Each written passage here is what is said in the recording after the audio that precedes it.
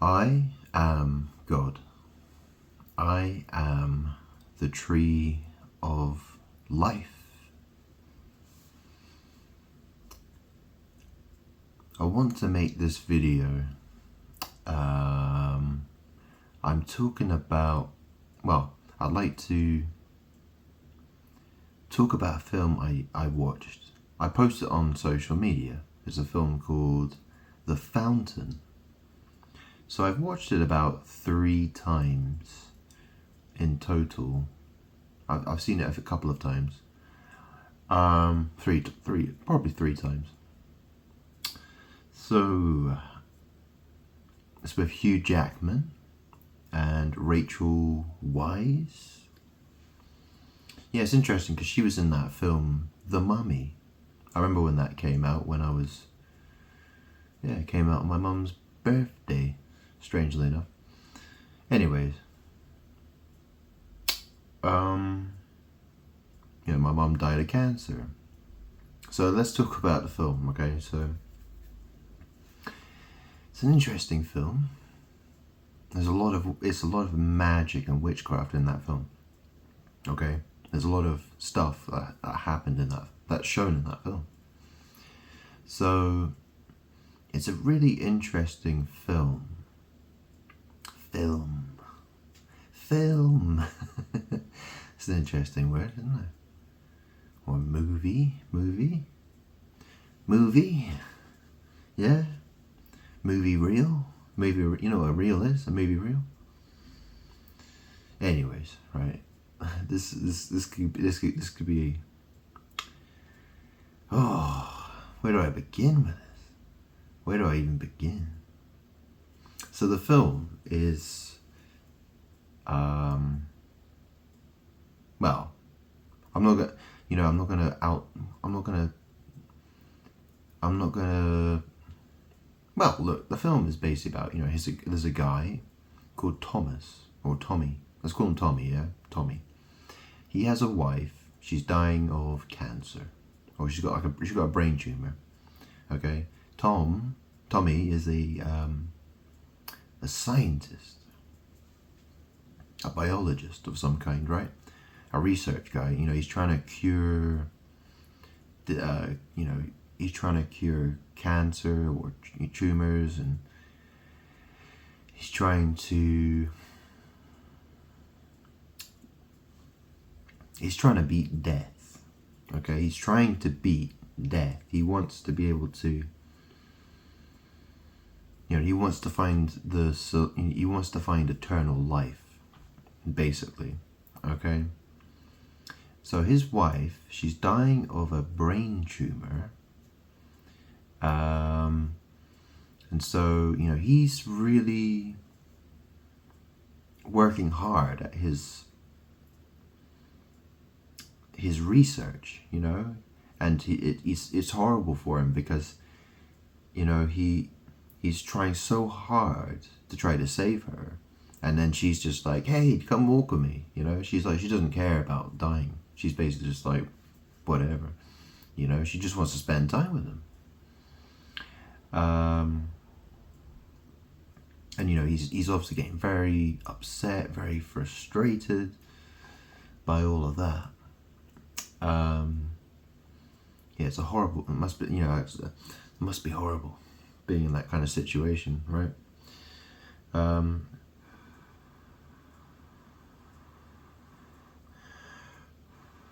Excuse me.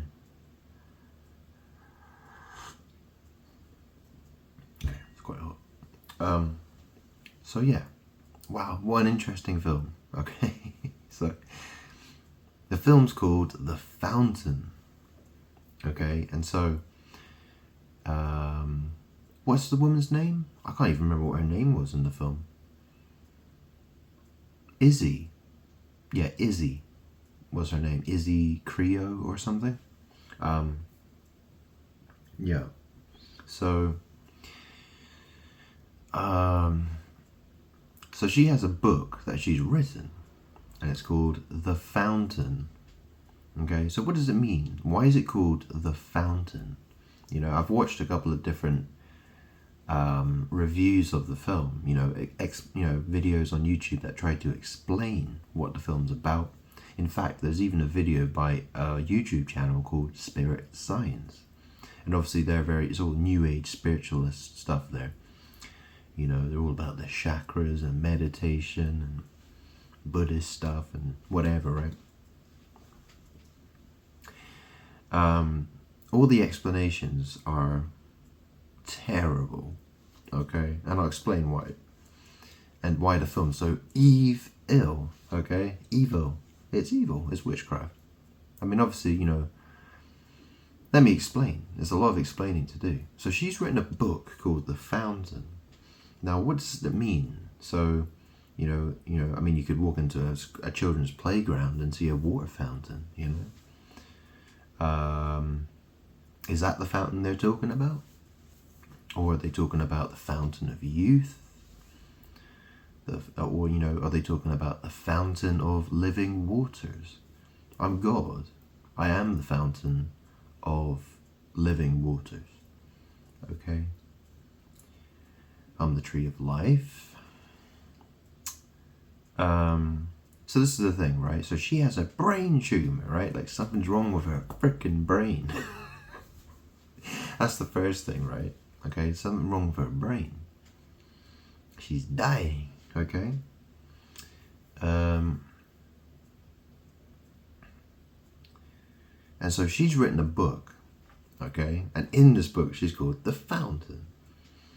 And it's kind of unclear in the film because it switches perspectives so many times. It's like, it's like you're not quite sure exactly what's in the book and what's not in the book. Because it's sort of blended with what they call reality in the film, in what's in the film, But the book is basically, it's supposed to start off as it's in Spain. I think it's supposed to be during the Spanish Inquisition. I should probably know more about that. I'll look at it later. Okay. I mean, I've heard of it. But anyway, there's, so the woman who's dying of cancer, she's written this book, and she hasn't quite finished the book, but she's written it. She's written like 11 chapters or something. And so, when you see the film, it shows the plot, it shows the story of the book. And so, Tommy, who's the doctor, scientist, husband guy, who's concerned about his wife, he features as a Spanish conquistador in the film, which is in the book. And he goes to see the Queen. I guess she's the Queen of Spain, right? That would make sense. And it's his wife, okay, who's the Queen. And so, he goes to her, he wants to fight for Spain, for the freedom of Spain, You see him kneel down in front of an altar, as if he's praying, right? And there's, there's like a cross, and it looks like there's like a gemstone, a big gemstone in there, which is kind of interesting. I'm not sure why that would be there. I'm not quite sure. But anyway, so he goes to see the Queen, right?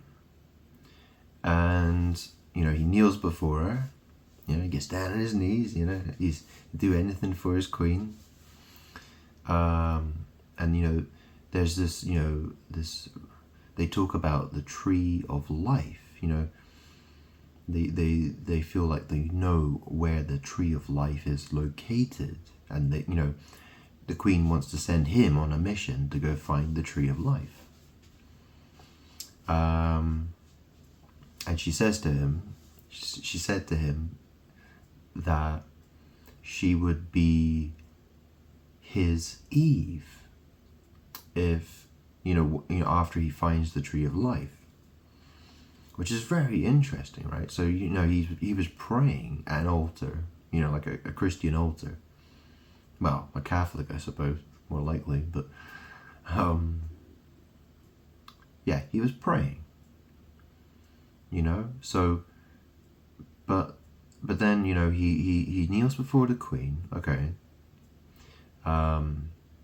Excuse. Oh, excuse me.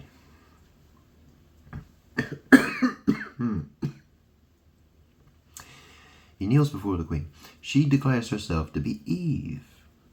Okay, basically, and that's the interesting thing about it, right? Because obviously, you know, the woman who's written the wife who's written the book, she's ill, right? She's dying. Okay, so she declares herself to be Eve, basically, and she's ill, she's dying. So evil. So that, you know, it's a magic thing. Evil. And that's the thing, right? So, you know, she's written this book. Why is she writing this book for? You know what I mean? Like, why would she have that book written? Why is she so obsessed with it? You know, there's a scene, right? So she's looking up at the sky. So, you know, this is, you know, the scientist, the doctor husband and his wife, they're looking up at the stars. And they talk about a nebula. And it's called Xibalba. And that's spelled Xibalba. But it's pronounced Xibalba. And it's a nebula. And she points out that in the nebula, so I should tell you this, so in that, so that nebula, but it was, so Xibalba is a nebula, so like a cluster of stars, I guess. And yeah, whatever it is, right? And it was believed by the Mayans, you know, the South American Mayans, they believed that nebula, Xibalba, was the like the birthplace of the heavens and the underworld. Yeah, so that was, yeah, which is interesting, right? Which is interesting. It's very interesting. So the wife, Izzy, she's looking through the telescope and she's telling her husband, Tommy, she's like, well, there's a star in that nebula, Xibalba, and the star is dying. And when it dies, it will give, you know, it will, new stars will emerge as a result of the death of that star. So yeah, so, you know, she's basically trying to get into her head, like, she doesn't fear death, you know, she's trying to be at peace with the idea of death, right? She's not worried about it. And he's totally worried about it. He's like, no, I don't want to lose you. Ooh. Anyways, so what else can I say about this?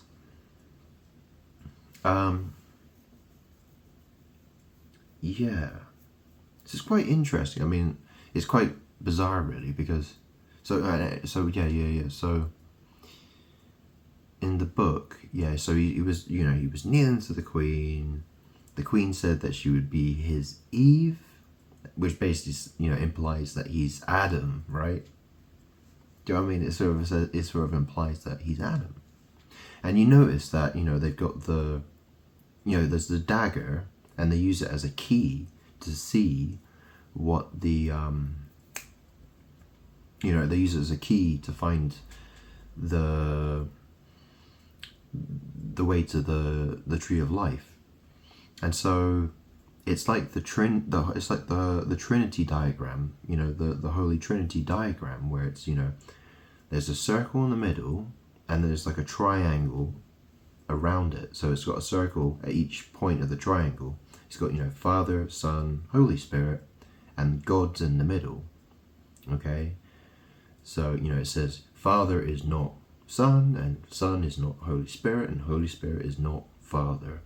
But it says Father is God, and Son is God, and Holy Spirit is God. It's basically, you know, it's a diagram. If you don't know what I'm talking about, you can Google it. Holy Trinity diagram. But it looks like that. That's the key that they use to find the tree of life, which is interesting. I actually did a video with that. I put the Holy Trinity diagram as the thumbnail for the video.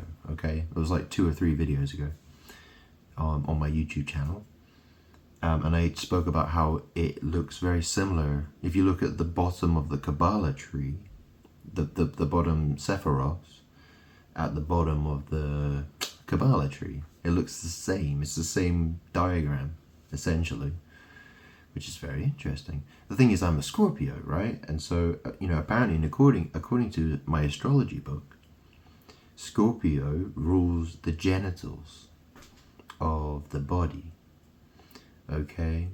And the ram is the head, okay? I was Jesus, okay? By the way. Just so you know, just to make that clear. But anyways, so that's the interesting thing, right? Because, I was Jesus. I died on the cross, okay? My death led to life, okay? I made the sacrifice. My death, I died, my body died, okay? So my body died, and that created life, yeah? That people became spiritually alive, love for God, for me, okay? It created a relationship, right? People loved me and I loved them, that's how it went, okay? You get the point, hopefully. I need a bit more, yeah. Okay, so what else can I say here? So it's very interesting because through the film, I get the impression that Tommy, he never seems to have any sort of real relationship with God. He's totally concerned about science and, he's totally concerned about saving Izzy, his wife. That's all he cares about, his wife. He doesn't seem to just say, hey God, like, why is this happening? Why is this all happening? There's never any, but, she wants to say she's Eve, implying he's like Adam. And all they care about is getting to the tree of life.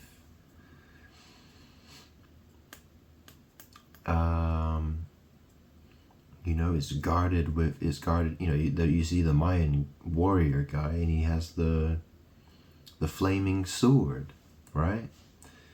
You see that in the film, right? And he gets, so anyway, so yeah, it's very interesting. There's a scene where Izzy, she's in a museum. I think it's in a museum. It looks like a museum. And it's like a display stand, and she's looking at it, and it has to do with like the father.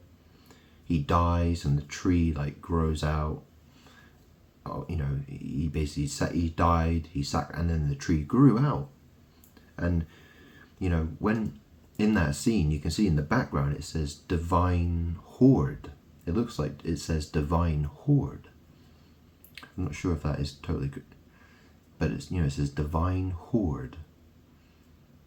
It looks like that. Is that what it said? That's what it looked like to me. Divine horde. Well, that's the thing. Horde, or horde. Divine horde. It's a weird thing to see in the scene, but obviously it's all witchcraft, magic, alchemy, mixing and blending. It's Freemasons do what they do, right? Anyways, it's that point where she falls ill and she has like a seizure and she goes to hospital because she's getting closer to dying, basically. And so Tommy, he goes totally bonkers. He's totally worried. You know, she doesn't really care. She's like, she's ready to go. You know, she's not worried about dying. She's just like, you know, she's not worried about it. You know, she seems to think that, but that's the thing, you know, she's written a book where she's the queen. You know, he serves her. You know, the only thing he's concerned about is her. You know, she doesn't really care. She's just like, hey, I'm moving on. You know, she doesn't seem to be that worried. Well, yeah. But anyway, and so, yeah, Tommy, he gets very sort of worried about her dying, and you know, he feels like he's getting close to a breakthrough with the science, with the, you know, that he's doing. And actually, when Izzy, when she dies, that's when he gets the result, yeah, that he was looking for. By the sounds of it, you know, that's the positive news comes to him, that, you know, when his wife dies, which is very interesting. You know, keep that in mind, because, you know, that's magic that's happening there. You know, it's just something to be learned from that. There's something to be learned from that. You know, it's an important point to remember. Oh, let me smoke my cigarette. That's why I'm feeling so. Yeah. Ooh, I didn't get a lot of sleep last night. It's like it's 9 minutes past 6 in the morning. So. Yeah. Anyways. So she died. And so, you know, she'd left a thing for her, you know, before she died, she asked him to finish her book. Okay, so she'd done 11 chapters, and, you know, he had to do the last chapter. And so, you know, he was really depressed about the fact that she died, and, you know, obviously he finished the book, but, you know, it goes back to, yeah, I mean, he obviously goes on with his science stuff, and he's, you know, he wants to, you know, fix, you know, he calls death a disease. He calls death a disease.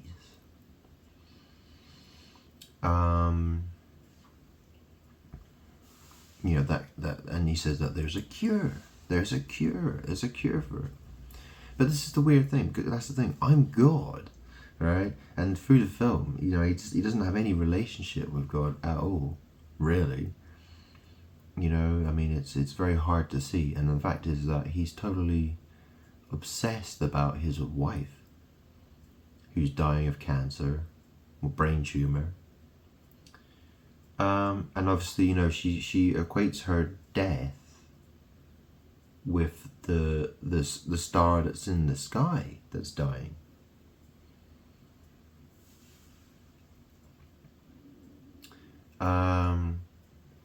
I mean, you know, there's the idea that's basically she's kind of, you know, she's basically placing herself in the sky, right? In a sense. I mean, that's really, well, this is what the magic is, really. You know, obviously keep that in mind. But, so how do I explain this then? So, yeah. So, you know, the film is all over the place, you know, it's very confusing. But obviously there's a scene where the conquistador, he's in front of the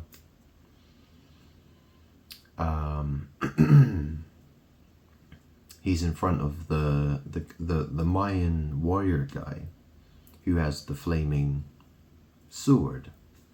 Okay, obviously the flaming sword in the book of Genesis, it talks about the flaming sword that guards the way to the tree of life. Okay, and so what happens is, you know, there's a scene. So in that scene where he's fighting that warrior,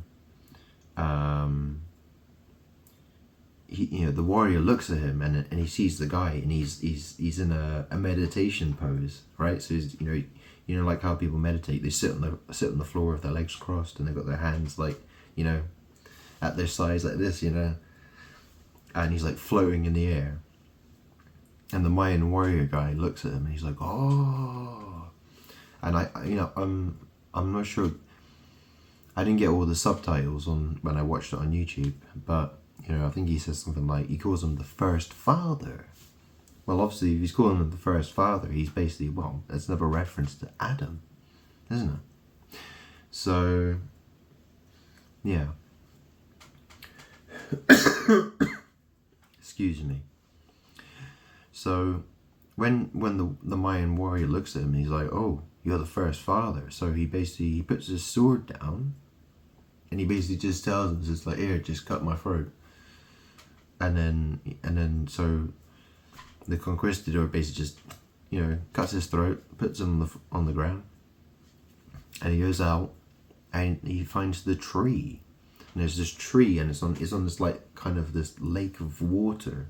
There's all this water, and the tree's on top of this water, it looks like, which is kind of strange. Yeah, because there's a scene. Yeah, I'm not so. Yeah. It gets a bit confusing because you see different shots of the tree, and in some shots it looks like there's more grass. I don't know. But anyway, he goes to the tree, he stabs it with his blade, with his dagger, and he takes the sap out. It looks like jizz or something. And he rubs it in his wound, right? Because the Mayan warrior guy had cut him. It heals his wound. And then he like stabs, he just goes crazy, and he just starts trying to drink all this sap from the tree, and it kills him. Okay? And obviously that, it's a magic thing, because obviously the tree of life, well, that's the thing, the tree of life, and think, I am God, right? So I'm God, I was Jesus. I am Jesus, the second coming. And obviously, what did I do? Well, I died. And, I died, and life, I came to bring life to people. I came to give, I loved, I did that to love people, to show people love, right? So that they could have a relationship with me. So,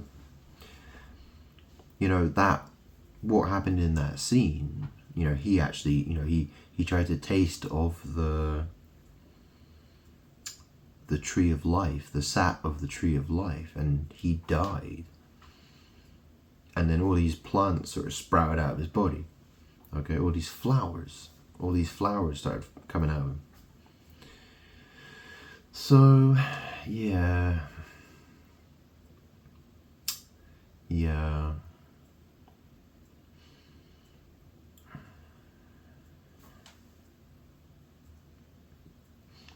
So what? So after that, after his body dies, right? The conquistador's body dies. Then it goes back to, so he's like the Buddhist looking guy. So he's got a bald head, and he's in like this bubble, floating in space, and it's like a tree. It's like a dead looking tree. And I think the idea, it's not really, that's the thing, because his wife in the past, it would seem that, like, in the past, Izzy, she died of cancer. She got buried, and in the film it talks about, having a tree planted over a grave, so that the tree grows above the grave and the person becomes part of that tree. And so, she wanted to be, under the tree. So I think, that's perhaps what was in the bubble that was floating in space. It's whether it's, it's supposed to be like some sort of spirit representation, or it's supposed to be it's an astral projection thing. I'm not entirely sure, but the film doesn't make it very clear. But he's at this tree that's dead, and he's really upset. He's very unhappy. The tree's dying, or it's dead. It looks pretty dead, in the film. But anyway, he's really worried about this thing being dead,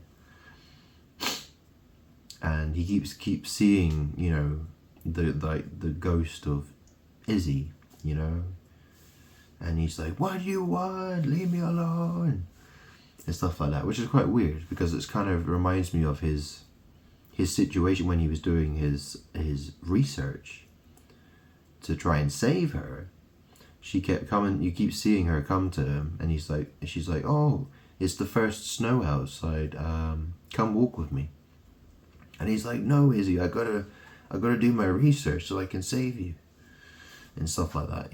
So it's weird how, the situation with, where he's like he looks like a Buddhist monk, and there's the dead tree, and her ghost, or whatever, right? Yeah, it's weird. Anyway, so he basically just, he's in this orb thing. It floats up to the nebula, Xibalba. And then he sort of like jumps out of that orb into another orb. And he's just, he's in the meditation position, floating towards the dying star. And then it dies. And then it just explodes. And then, there's like new stars that come out. And then the next scene, and then you see like a new tree grow. There's like a new, it's like a vision of this like a new tree that's growing in the sky, and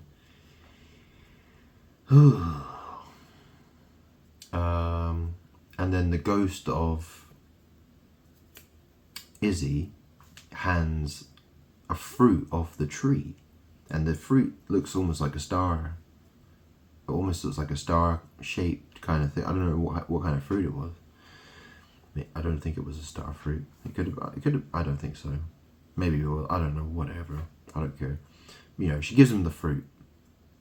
Okay. So the woman Eve, right, gives Adam the fruit.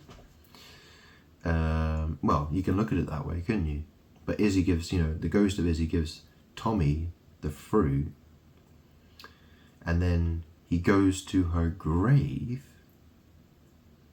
and and it's covered in snow. So he wipes away the snow, and then he puts the fruit down on her grave.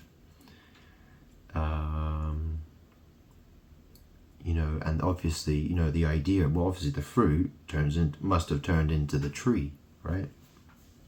And then he looks up at the, so he puts the fruit on the grave, and he looks up at the sky. And he looks at the nebula Xibalba, and he can see that the star gets there's like there's bright light coming from there.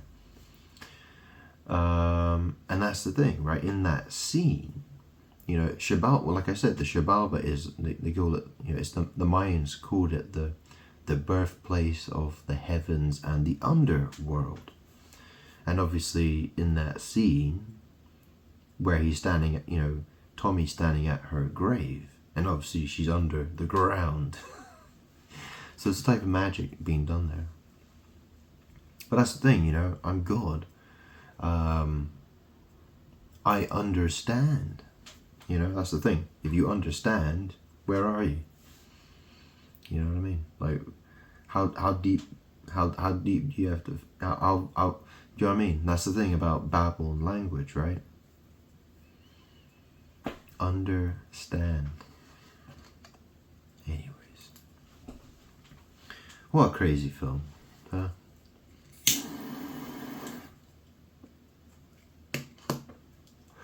All this magic stuff that people do is really annoying. It's very annoying for me to have to deal with it all. But yeah, I mean, that's the thing, their relationship, they didn't, in the film, it didn't really show that they had any relationship with God at all. They're basically just, basically identifying themselves as Adam and Eve. He puts her first. She doesn't care about being dead. She's like, death, who cares? Whatever. Think about the situation in the Garden of Eden. Eve, she was tempted by the serpent, and then, she basically just thought, yeah, why not? Yeah. She obviously wasn't worried about dying. Okay? And then, well, how did that affect Adam? Adam put her first, right? Instead of God, instead of me. So, yeah, that's the thing. If you're watching this, maybe, if you watch that film, I don't know, what you think of it, or how you think it might, be similar to your life in any way. But do you know what I mean? In my last video that I did, I talked about this book, didn't I? Yeah, Rumi's Little Book of Life. And obviously, this is like an Indian guru of some kind, right? It's interesting that, actually, because if you know anything about Sikhism, seek and you will find. Yeah. Well, the Sikhs, their holy book is called a Guru, and the Guru is called Guru Granth Sahib Ji, or something like that. Guru Granth, and obviously my name's Grant, right? My name is in, yeah, I've tried pointing it out before, but most people don't pay any attention, blah, blah, blah, blah. And the funny thing is, a lot of Sikhs, they're very particular about how their guru, their holy book, is treated. They'll have a spare room in their house to keep the book, and they call the book a guru, like it's a person. Guru Grant. Anyways, right?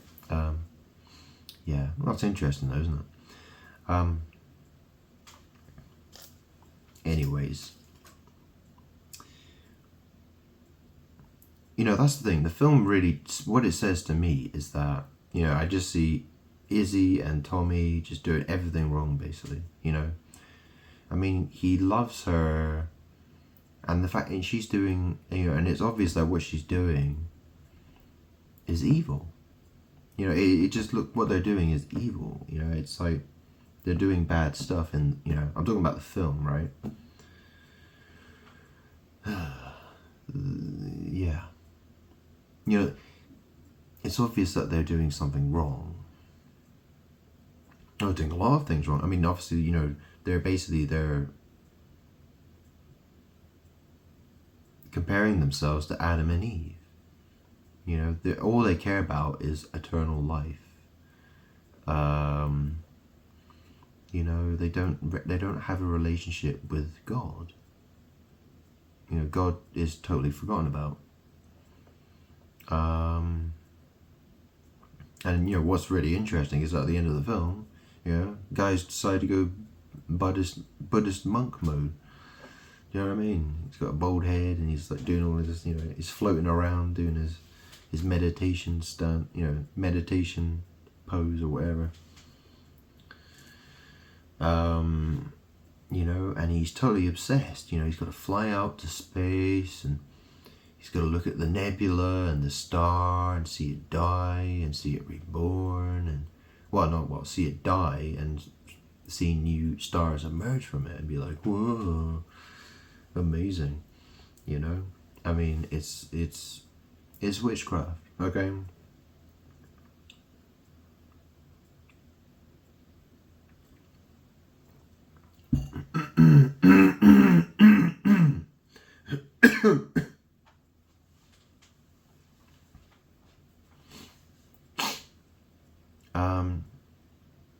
because this is the thing, you know, humans do this. They're constantly trying to, you know, people who don't love me, they are always trying to elevate themselves to God status. Okay? They don't have a relationship with me. They want to be me, God. They want to be God. They want to have themselves in, you know, they think they, you know, they should be in heaven. They should be God. Yeah? They think they should be in charge. They think they should, you know, they think, you know, eternal life should just be handed to them on a plate without ever acknowledging me, God. You want to steal my destiny. So yeah, I mean, you know, I'm looking at the story of, you know, Tommy and Izzy, and, you know, I just, you know, she's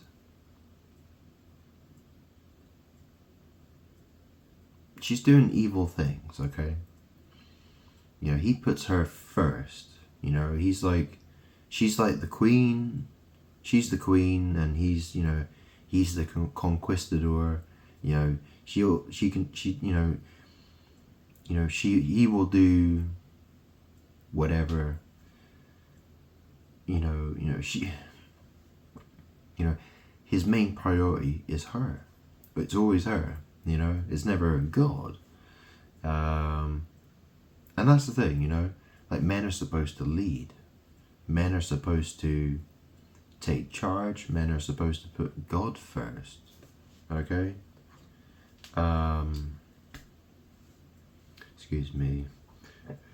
That's one of the things I really dislike about the film. Because, you know, and the fact, you know, I watch all these reviews and people talking about the film, and they just totally miss all of these things. They totally miss it. You know, they really don't get it.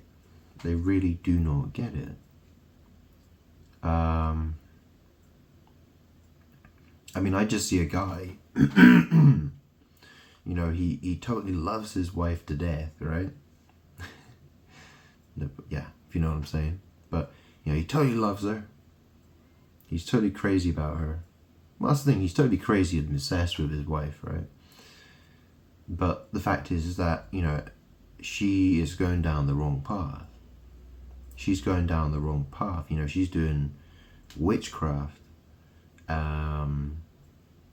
You know, she's got something wrong with her head. Okay? You know, the thing is that, you know, if the guy had been, you know, had led, you know, that's the thing, right? This is why this is why I said, you know, how things should be between man and woman. Man should lead. Man should put God first. Okay?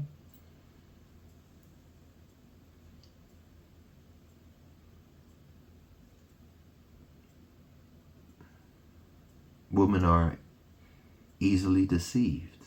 Okay? Eve was the one who was deceived. So if a man is putting his wife first, it's, you know, that's the thing. I mean, I just, you know, it's a terrible thing. It's a terrible thing. Anyways, I need to smoke this cigarette. I really do.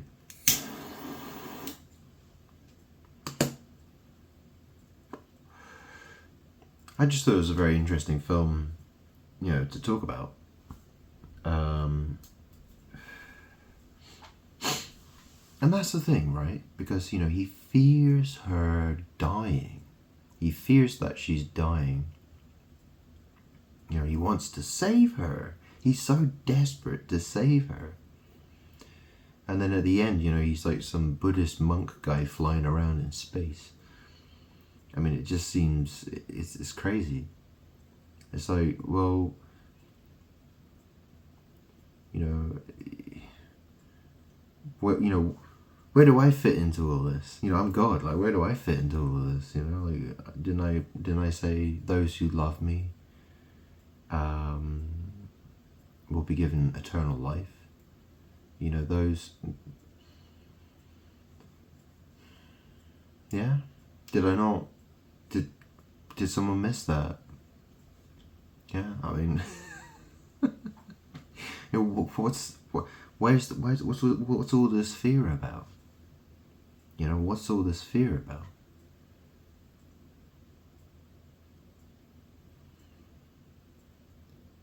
And I just watched the film and I just think it just looks so stupid. And this is, this is the thing. I look at society, and it's full of people who act.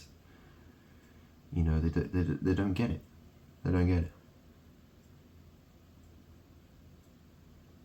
If people have a loving relationship with me, then what do they have to worry about?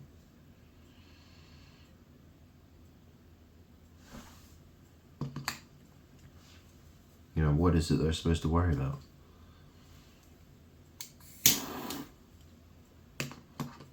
I mean, yeah, life can be, obviously. Yeah, I mean, life can be difficult. Yeah, sure it can. Yeah. But, people have that, people who have faith,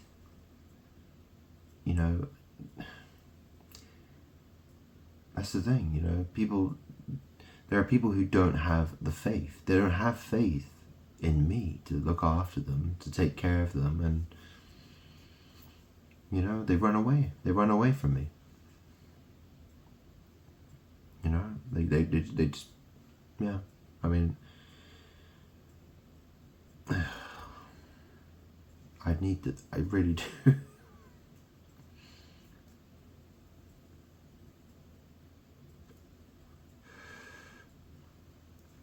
And that's the thing, it's really, yeah.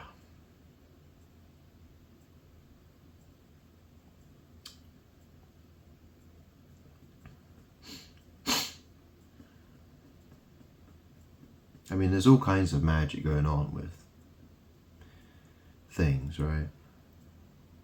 I mean, Eve ill. Well, what does ill mean? I-L-L.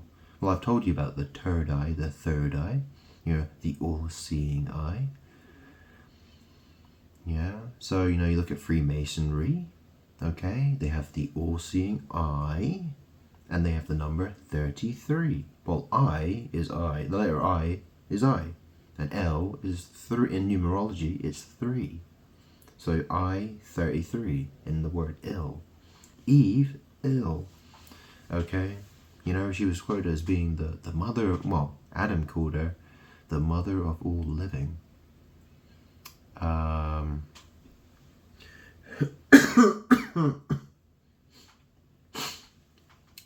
Well, anyways.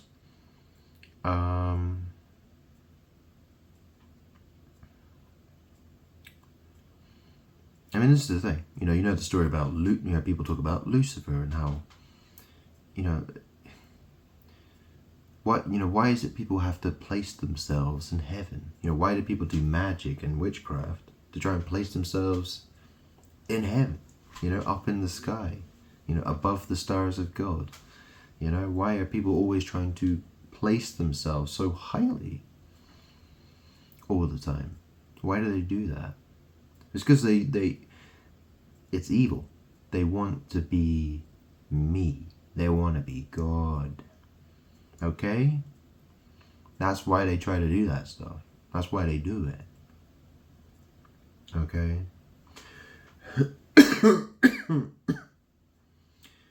It shows.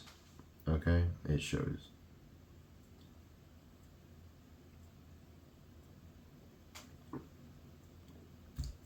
I'm trying to understand, what is the situation?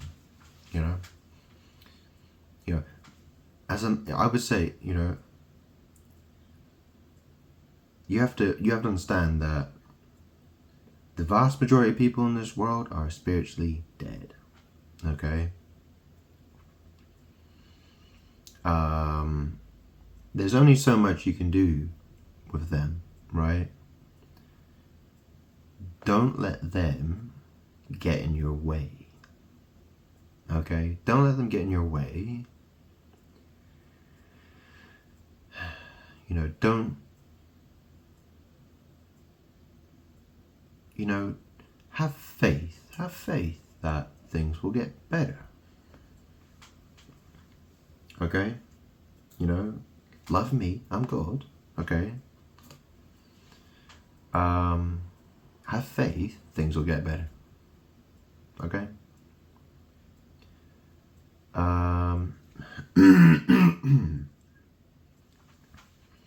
You know, I'm just putting that advice out there. Okay? Just in case. Okay?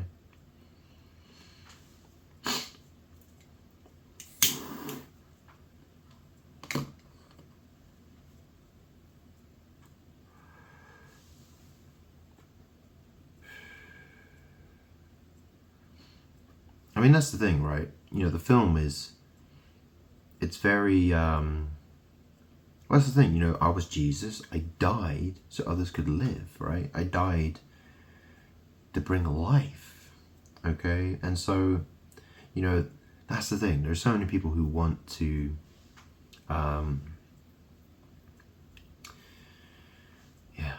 Well, that's the thing, you know, think about all the different religions and all the different gurus and spiritual, you know, new age, you know, all these people, they want to be, you know, the savior, you know, there's so many people, they want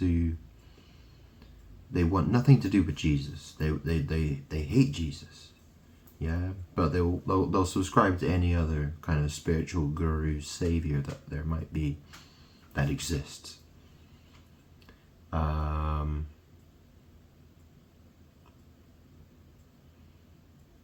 This world clearly shows that it has hatred for me.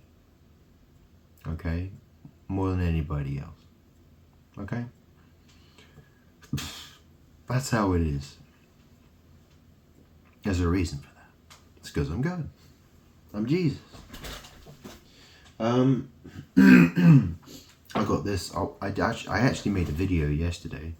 I was about 3 hours. It was longer than 3 hours, I think. I deleted it because I thought,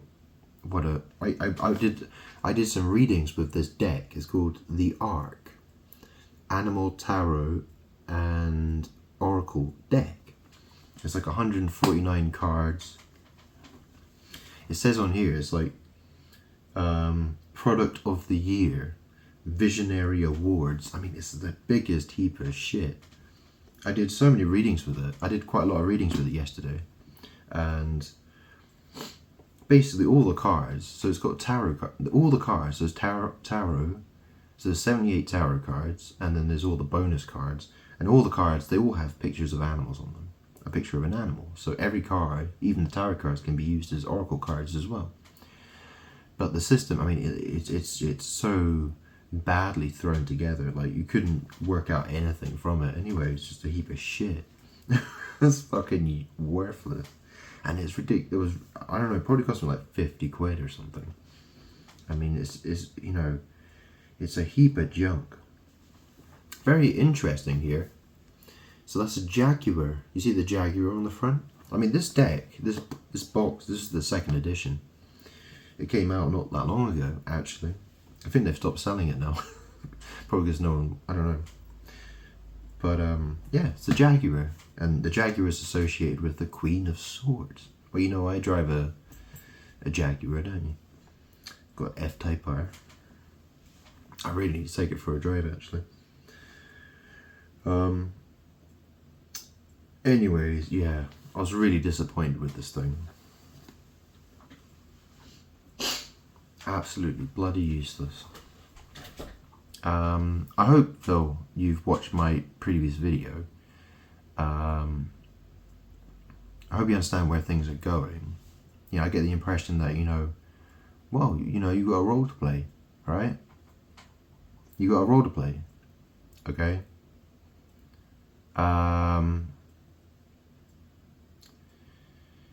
So, you know, you're gonna help me. You're gonna help me, and you're gonna be rewarded, right? That's my understanding is that you're being rewarded for loving me.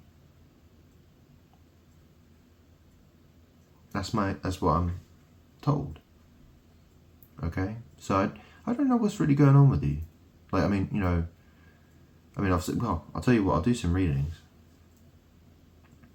And we can discuss it. We can discuss it. Well, I'll talk about it. I'll discuss what I find in the cards, okay?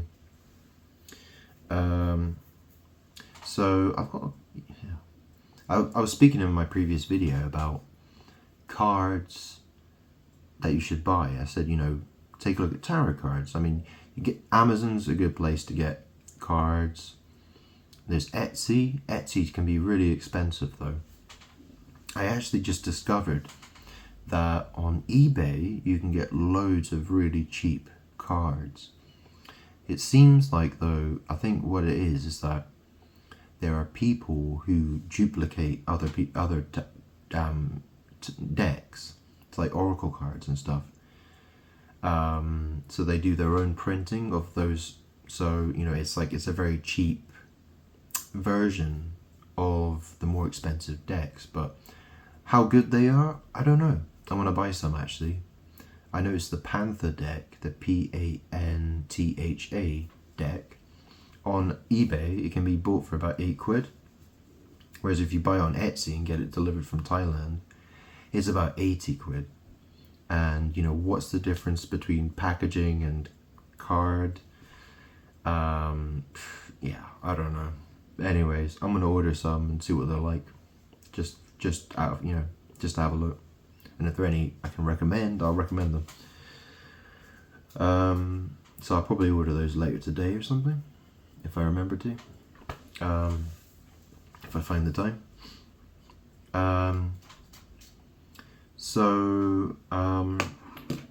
I've got a deck as well, which is it's called the Animal Spirit deck.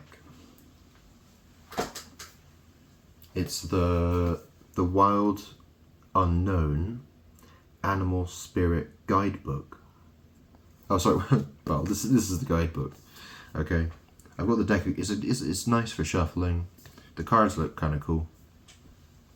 I actually, in the video I recorded yesterday, I was using that deck quite a bit. And I did a reading for you, and one of the cards that came out was Gazelle. Okay, and the Gazelle card basically talks about, you know, you're very hyper vigilant. It seems like you're very aware, like, of things that are happening, right? You seem to be switched on.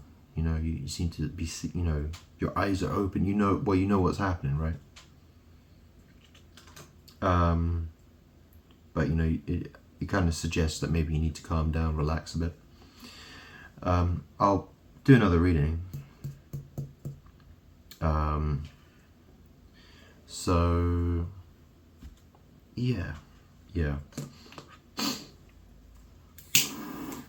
I'll show you the Gazelle card if I can find it. Ooh.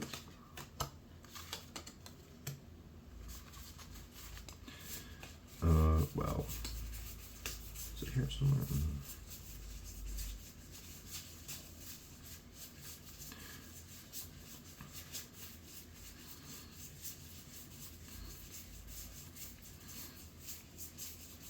It's a useful tool, I would say, this deck. I mean, the thing is, you know, it's got, you know, I have a picture of an animal and it gives you a story associated with it, so it can help you figure out what's going on with people. And won't give you exact stuff, and obviously it talks about, you know, yoga and kundalini and stuff like that. I mean, obviously you have to be aware that, you know, new age spiritualist shit is something, you know, obviously, you know, use discernment, obviously. You got to use discernment, right?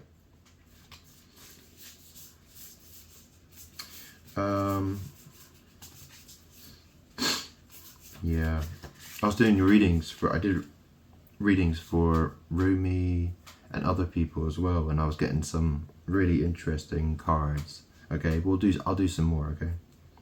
But this is the card that came out for you yesterday, Gazelle. Okay. But I'll do another reading now. Okay. So let's do a reading for you, Philip Neal. Okay. Give us a nice shuffle.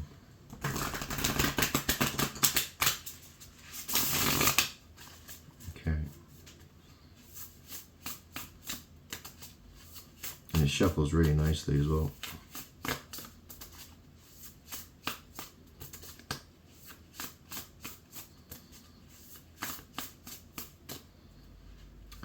That's 2 cards.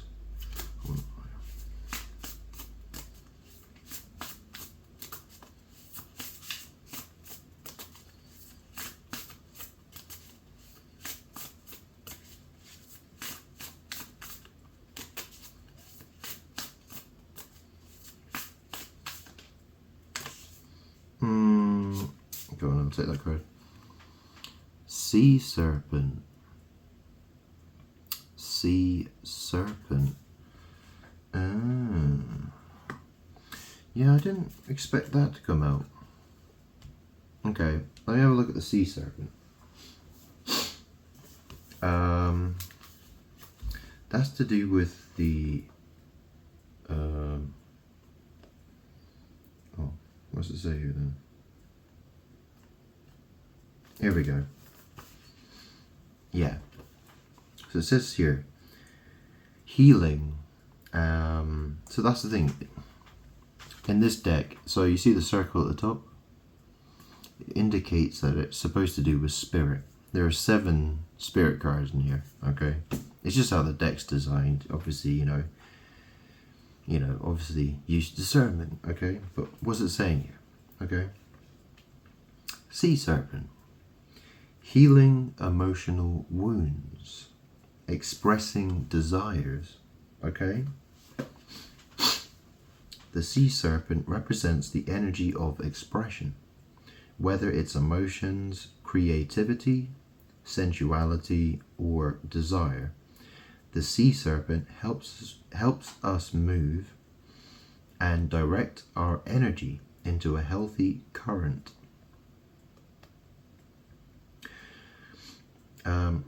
When the essence of this card is in balance, we express ourselves creatively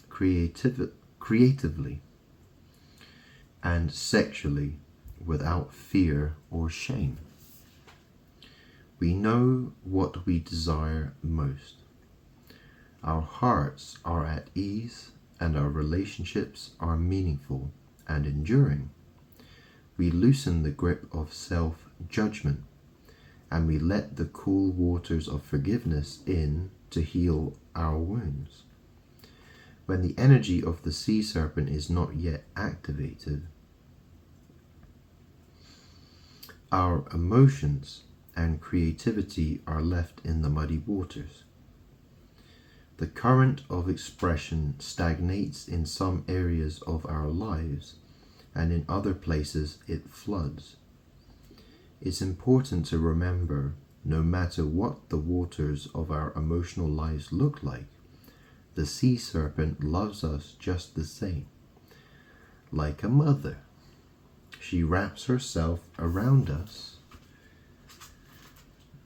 in a gesture of protection. She supports us as we learn to express our true natures. So it says here, the Sea Serpent and the 2nd chakra. So it's associated with the 2nd chakra, apparently. So, yes, the subtle energy of the Sea Serpent occupies the area of the Svadhisthana chakra, located deep within the pelvic bowl. This chakra is known as our center of creativity and desire, and is associated with the water element.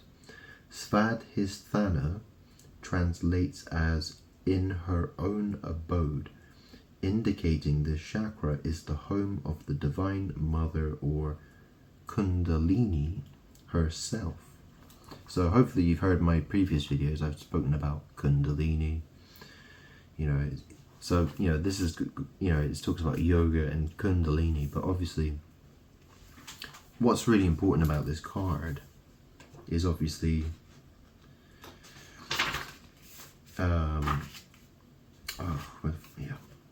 healing emotional wounds, expressing desires. Okay, so that's really the most important aspect of the card. Okay, that's what it sounds like. Yeah.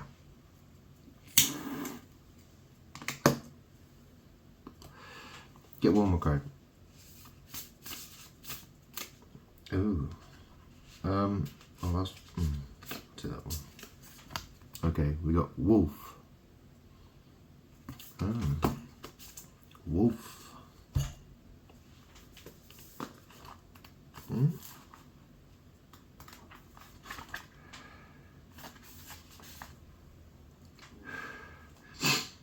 Says here, guardian of family and tribe, activism, ritual. The wolf's mission is to uphold the well-being and longevity of the pack. Healthy wolf energy expresses itself through activism, mentorship, humanitarian efforts, or teaching, religious or political studies. The wolf gets into trouble when it assumes every member of the tribe must follow suit. This includes children walking in their parents' footsteps, although it will surely be uncomfortable at first. Practicing tolerance helps balance out agitated wolf energy. Contemplate the following. Embrace all, exclude none. When in balance, reliable, democratic, fearless. When out of balance, judgmental, dominating. To bring into balance, practice letting go. So,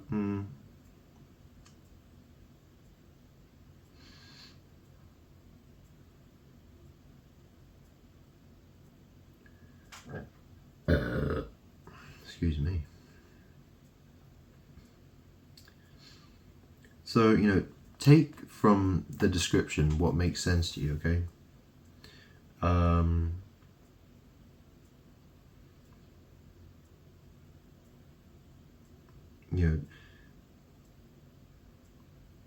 Yeah, don't be fearful. Express yourself. Your words are powerful. The words you speak, the things you say, the things you post online, whatever you do, right? When you express yourself, there's power to be found. There's power there, okay?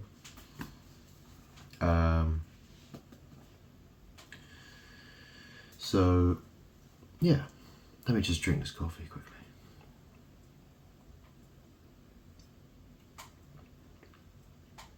Oh, cold black coffee.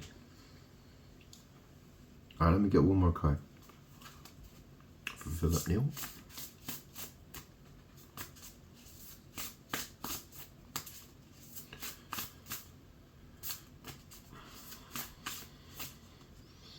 Yikes, that's 2 cards. Go on then, I'll take these then. Fish.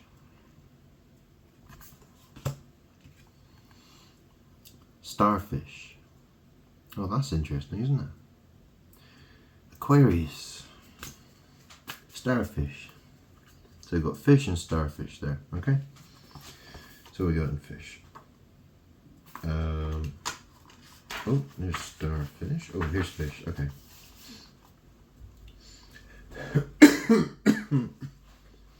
So, for fish, it says here, restlessness, change of focus, lost in the current. The fish loves to be subsumed in life's current.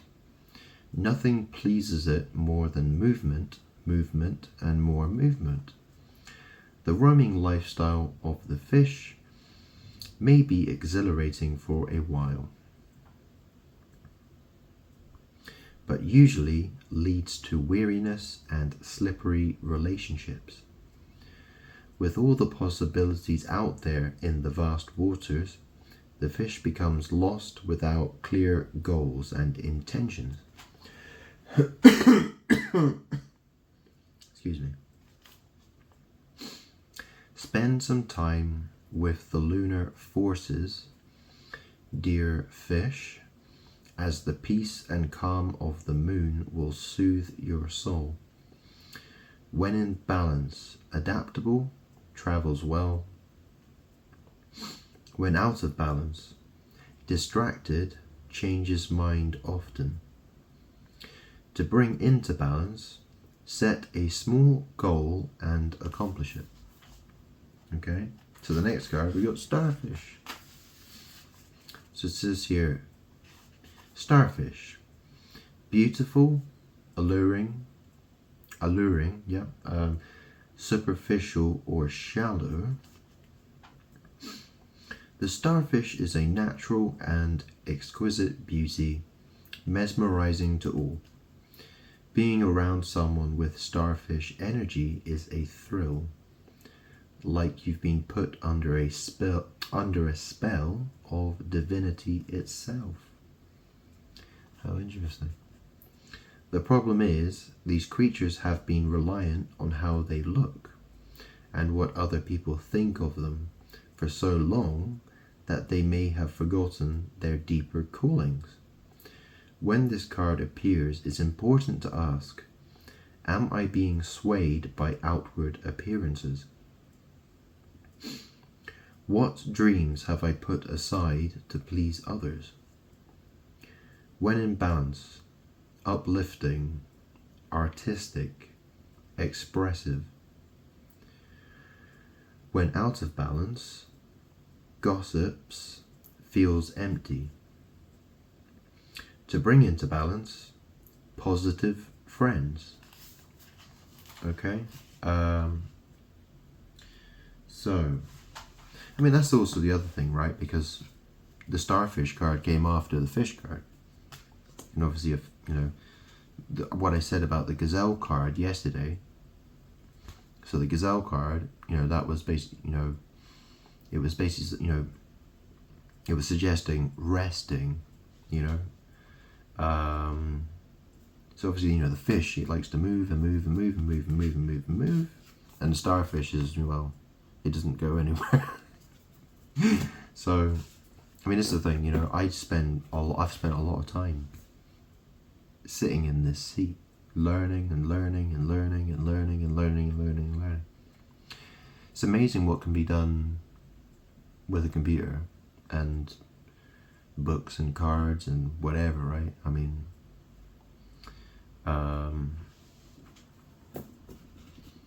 yeah, it sounds like you've got a lot of learning to do.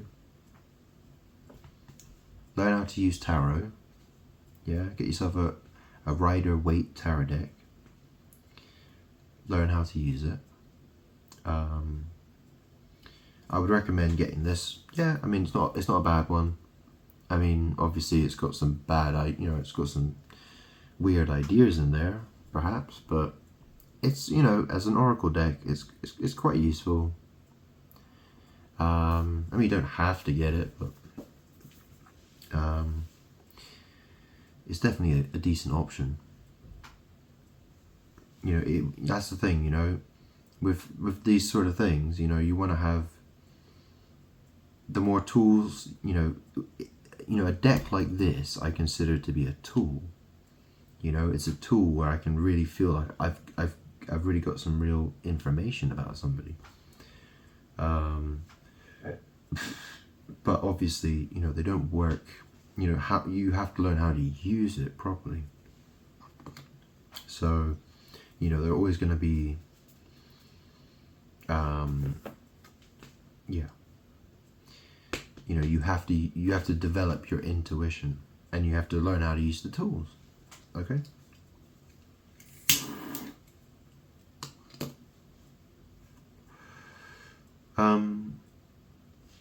So yeah, what we got here then? So we've got the sea serpent,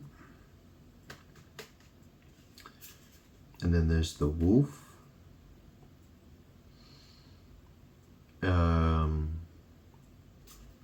And then there's the fish, and then there's the starfish. So, I think you need to calm down.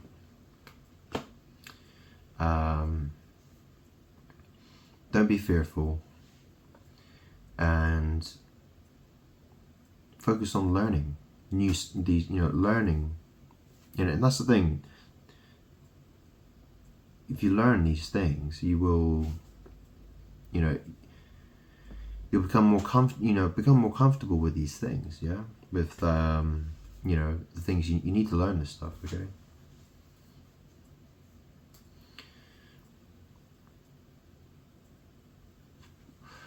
I'll tell you what I found on eBay. There's there's a crime oracle deck. I'm thinking about buying it. So I'm gonna see where I can. Yeah, I'm gonna see if I can get a copy of it. So hopefully I'll have some interesting decks to play with in a couple of days. That get some new type of information to come through. So that'll be really useful. Shall I get another card for you? Go on then, we'll do one more card. Okay. Excuse me.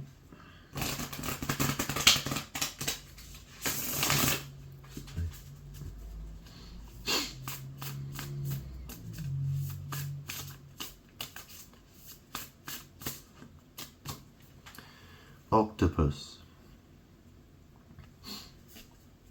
Octopus. What's the octopus then?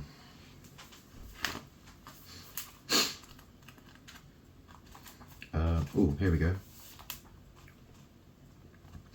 So it says here, reaching, yearning, lacking boundaries and direction. So obviously, whatever applies, it applies, right? Just try to think what you need to do. Okay. So it says here, the octopus signifies a wonderfully perceptive mind, paired with a lack of healthy boundaries. Unfortunately, this results in well-intended but messy relationships. The octopus entwines itself into other people's business and shares their own without restraint. They believe that's what it means to be close.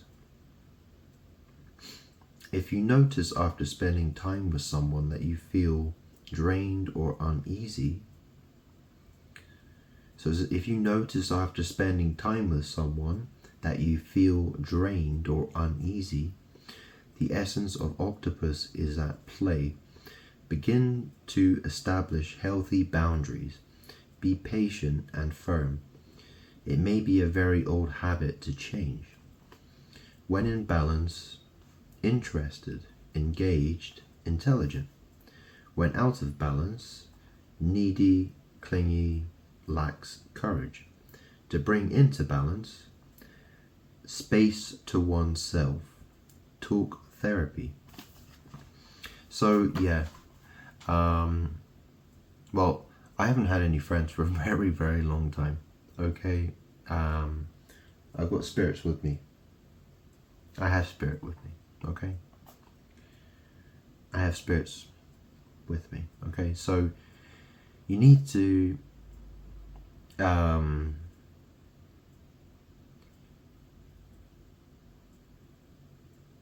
yeah, that's the thing, right?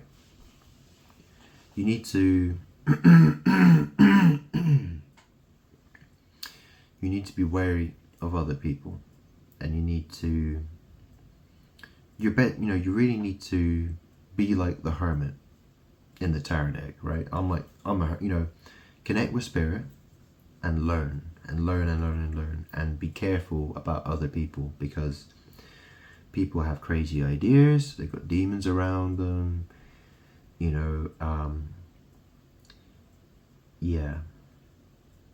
those demons, that's the thing, people who don't love me, if they're surrounded by demons, well, They will do things, they'll say things, they'll create mess, they'll create all kinds of problems for you. Okay? So don't, be careful. Just be aware of what's happening, okay? You need to have boundaries, okay? You don't want people coming into your life to steal your energy, okay? Because people, that's the thing. People will try stealing your energy, your power. So be aware of that, okay?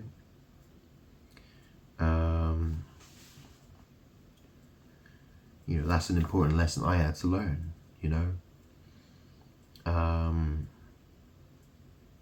that people can really cause problems. I really have to be careful who I associate with and what I do. And, because people can really try to mess with me. They do all kinds of underhanded things, right? So just be aware of that. Whew, I feel tired. I really do. Excuse me.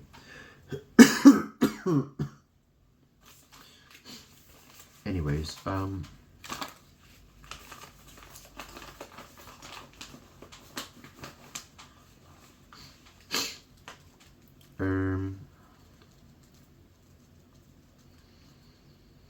ooh, could go back to sleep, I think. I am knackered. I might go make another coffee. Yeah, probably a good idea.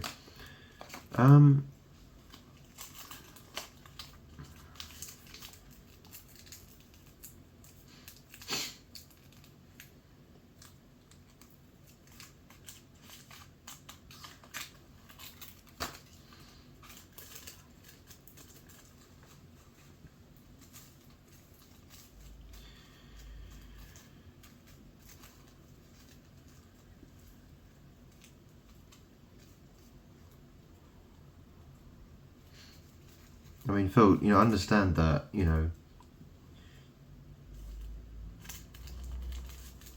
I want you to learn things. I want you to, you're on my side. You're on my team, okay? So that's how it is, okay?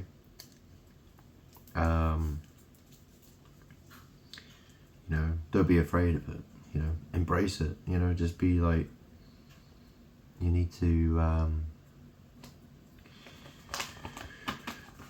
realize that, there are a lot of people who would really like your position, yeah?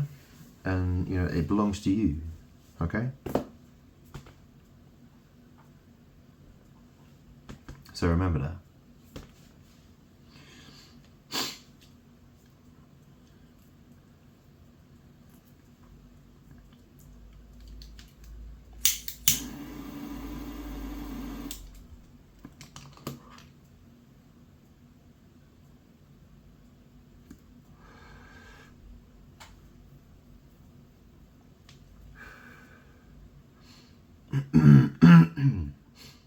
So yeah, that film, The Fountain, really, yeah, the guy's obsession with,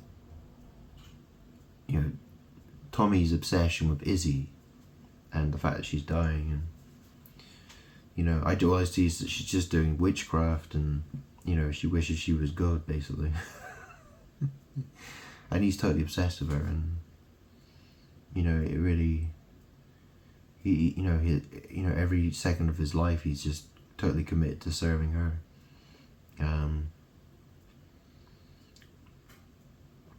Yeah, and the film ends, and she's dead in a grave, doing witchcraft, basically.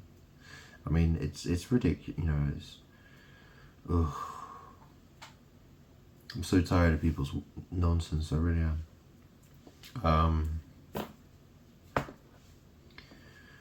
Ooh. Okay, look, I'm gonna go make another coffee. Okay, I'll be back in a second. Okay, I got my coffee. It's boiling hot. Yeah, so I was thinking about the film, you know. I mean, that's the thing, you know. Most human beings, they're too busy trying to be God. They're too busy trying to elevate themselves, and that, you know, that's them dying. They're dead. You know, they're already dead spiritually. Okay, I mean, that's just how they are.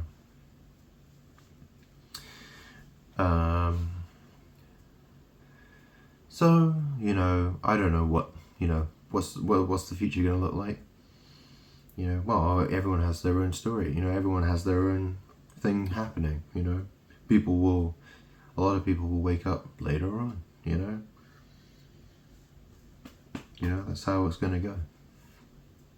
But obviously, to get there, things have to be done. Okay, you know, things have to progress in the way they're supposed to, as I've explained. You know, I'm God. People need to know that. Okay. You know, if we never get to that point, well, everyone's gonna stay dead. You know, people won't change. So, yeah.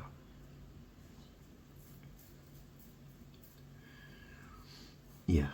Anyways, ooh.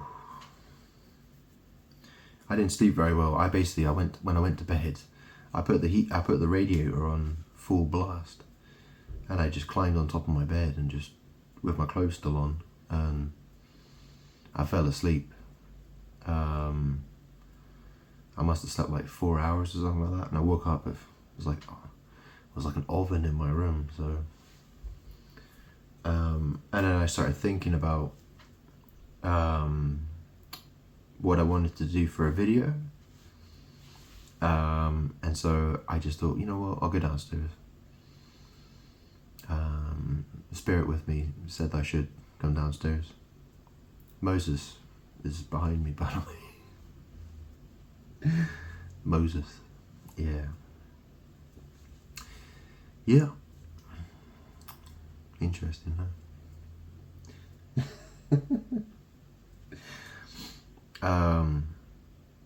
So, you know, if you looked at my Facebook page and my X page, you know, there's the video, you know, I posted that video of, you know, the episode of Philip Schofield.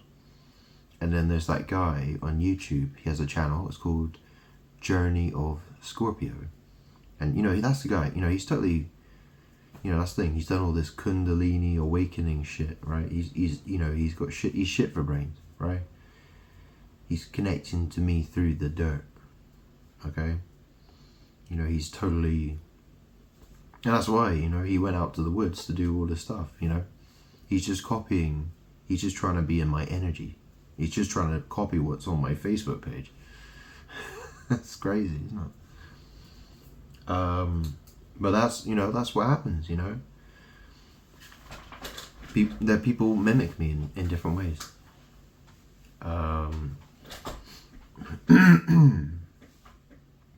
So yeah,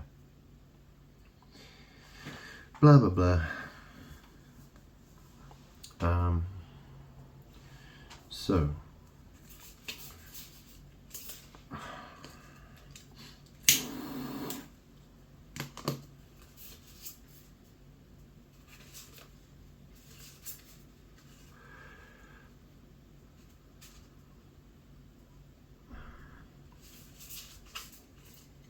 okay.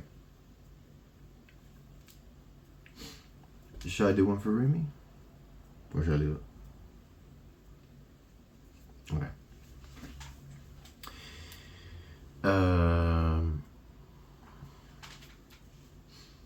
Should I do a quick tarot reading for Phil? Okay. So I'll do a tarot reading for you, Phil. Should I use the Aquarian deck? Or this one? Doesn't matter. Okay, I'll use this Jack-o'-lantern deck. It's like it's a pumpkin themed deck. It's like Halloween themed. I've been using this a bit recently. So, what's going on with Phil? Philip Neal. Ooh, Ten of Swords. So, obviously that's logic and communication. Okay? Let me just add a bit of brightness here for you. Ooh. So, you see the Ten of Swords. Yeah, so it's like truth and communication, and obviously, well, it's blended with the idea of the backstabbing, right? Yeah. But, it's, yeah, so there's Ten of Swords there.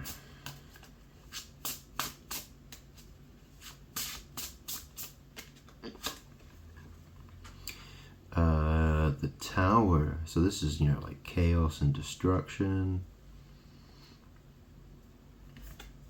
Ten of Swords, the Tower. Obviously, I consider my Facebook page and my X page, my Twitter page, to be, it's like a tower. It's like it just goes up and up and up and up and up and up and up. It towers. Do you know what I'm saying, right?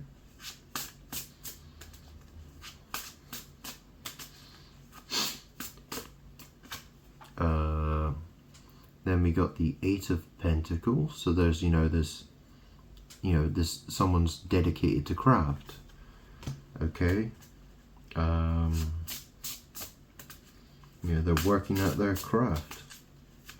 Dedicated to craft.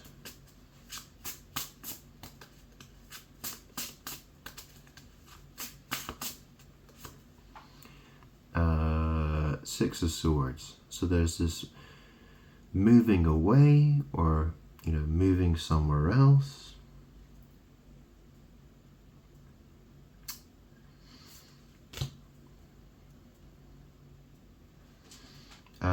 Oh, hang on.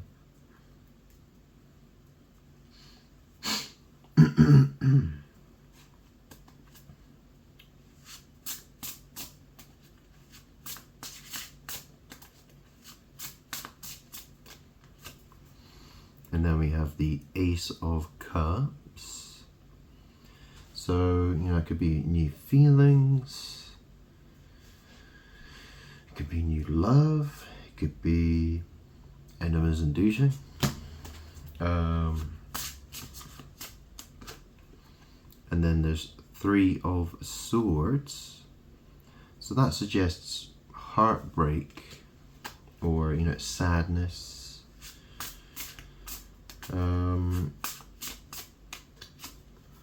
And then we've got the Three of Wands.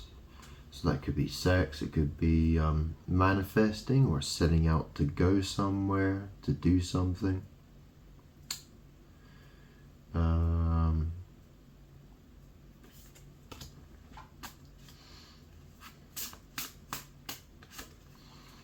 And then there's the Lovers. Okay.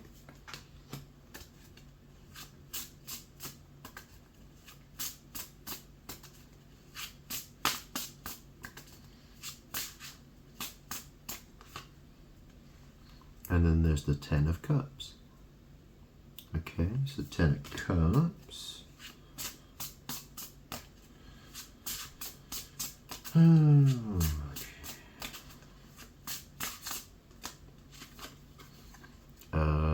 and then we got the Knight of Swords. So, that's, well, it's a horse rider. I mean, obviously there's an owl in this one, but yeah, so Knight of Swords.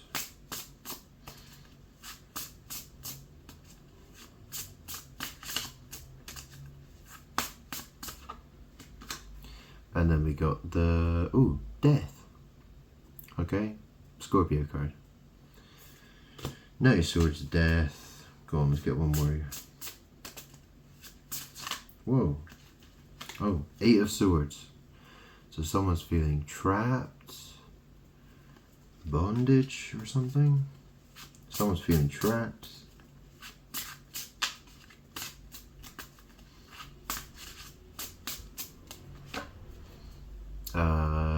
Two of Cups. Okay. So what's that saying then? Got the Hanged Man on the bottom there. Okay. I've explained what that card means loads of times. Sex magic. It can mean, It could be, you know, giving up, surrender, or something as well, I suppose. Sacrifice. Oh, excuse me.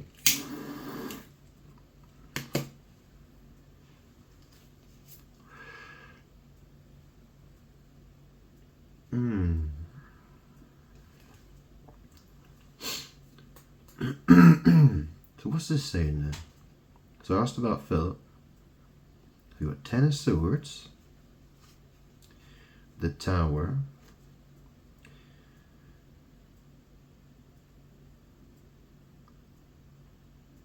Eight of Pentacles, Six of Swords, Ace of Cups, Three of Swords, Three of Wands, the Lovers, 10 of Cups, Knight of Swords, Death, Eight of Swords, Two of Cups, 10 of Swords, the Tower,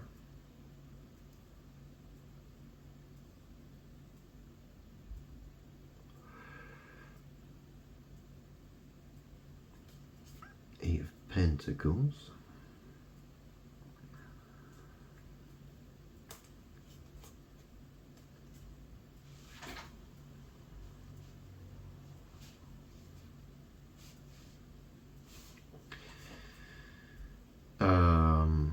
Six of Swords, Ace of Cups, Three of Swords, Three of Wands, the Lovers, 10 of Cups, Knight of Swords, Death, Eight of Swords, Two of Cups. I'm not sure how to read this for you, really. Oh.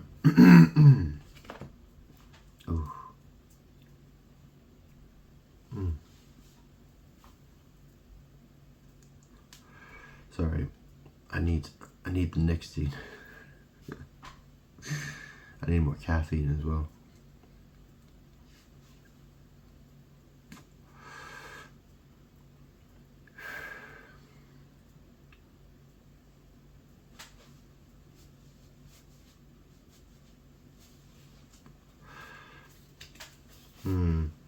Well,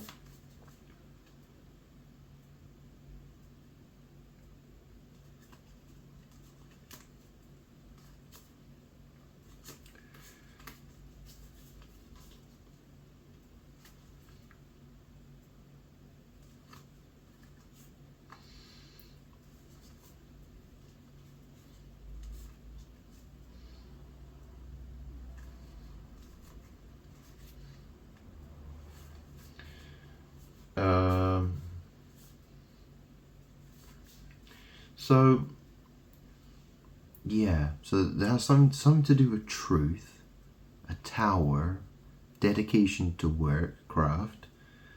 Then there's the Six of Swords, moving away or moving towards something else, you know, new feelings, new love, maybe enemies inducing, heartbreak. There's probably a whole bunch of things, you know, all happening at the same time. Do you know what I mean? It's probably talking about, you know, a bunch of different things all happening at the same time. So, you know, maybe you're watching my Facebook or X page, you know, you're looking what I'm posting. Maybe you're posting stuff as well. Yeah, you're posting things as well. Trying to tell people the truth.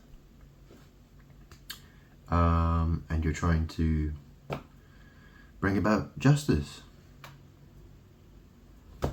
Yeah, that's basically the you know, what it looks like.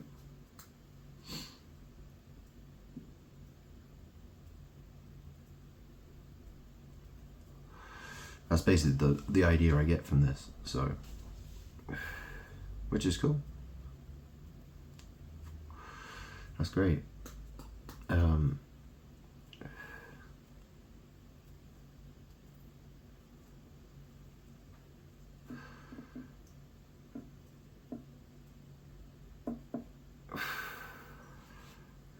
should have some milk for this coffee.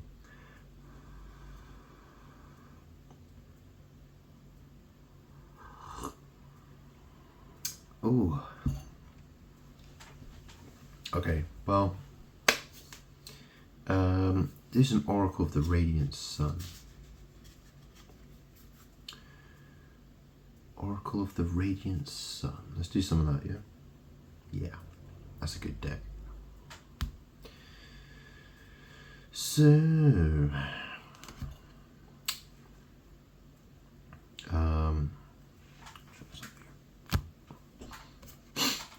okay, Oracle of the Radiant Sun, Philip Neal. What's happening?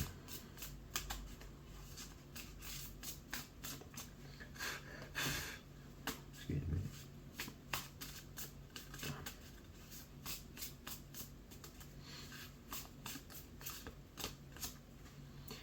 Okay, so we have idealism. There's an Aquarius. Yeah, it's Sun and Aquarius. Idealism. Okie dokie. That's looking good. Oh, I am so tired right now.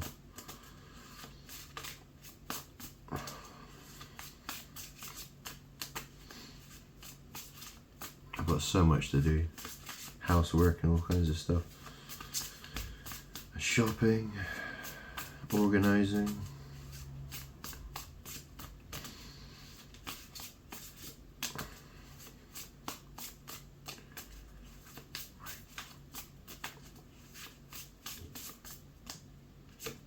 Okay, so we got the achievement. So idealism. And then there's achievement.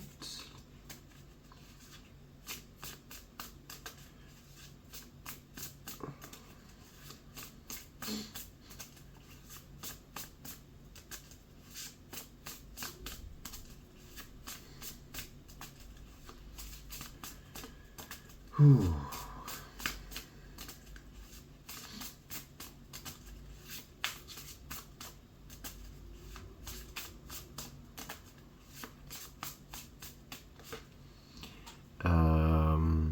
Fortune. Okay, achievement, fortune. It's looking pretty good. So, well, we have secret.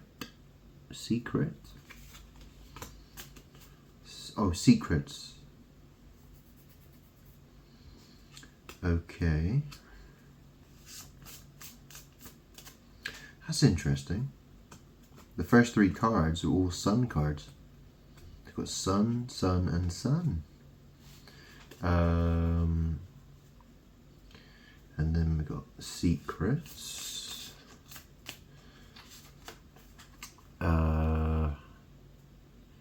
Indecision. Indecision.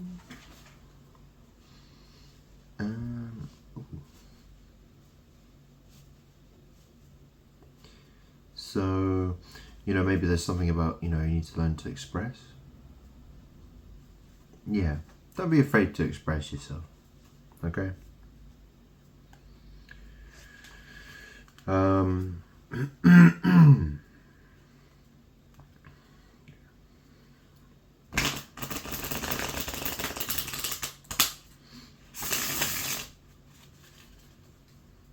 When I split the deck, I had the two cards I saw were Romance and Enterprise, in case you're wondering.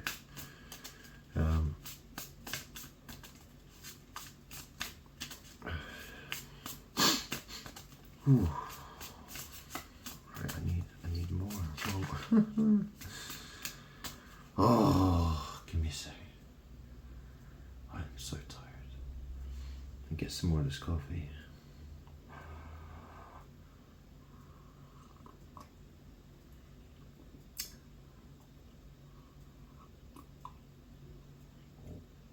Ooh. Okay.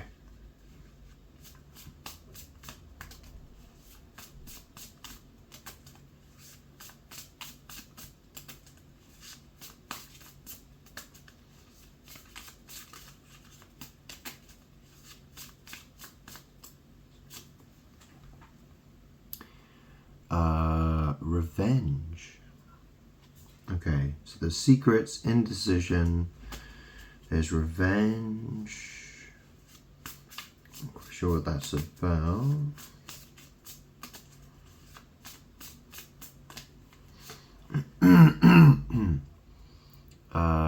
Endurance. Yeah, that looks like that's supposed to be Samson fighting the lion, I think. It's a Sun and Scorpio card. It's interesting. Anyways,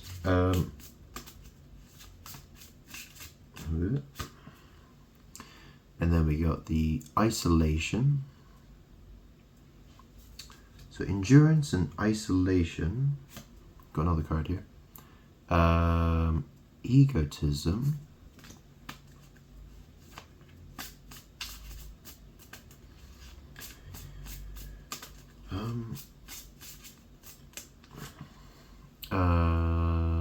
Originality. Originality. That's an Aquarius card there as well. Venus, Aquarius. Originality. So what's that saying? What's that saying? What we got on the bottom of the deck here? So we got domination on the bottom. So, you know, this is the thing, you got a role to play. Okay, so, you know, you're gonna have to be dominant. Okay, you know, you're gonna have, you know, part of your role is to be dominant, right? So, obviously, you know, you have, you know, you're, well, that's the thing, you know, there's a magic war happening, okay? You know, you'll be doing magic. And remember that, you know, that's the thing, you know, truth is a magic weapon, okay? So, you know, learn how to express yourself. You can do it creatively. You know, be creative with it.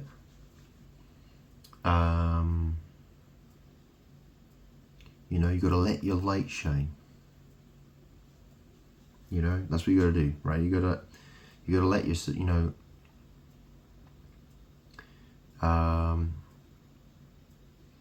you know, just try to be honest about who you are.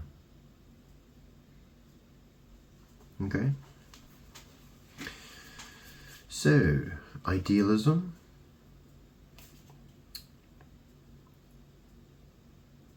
Achievement. Fortune. Secrets.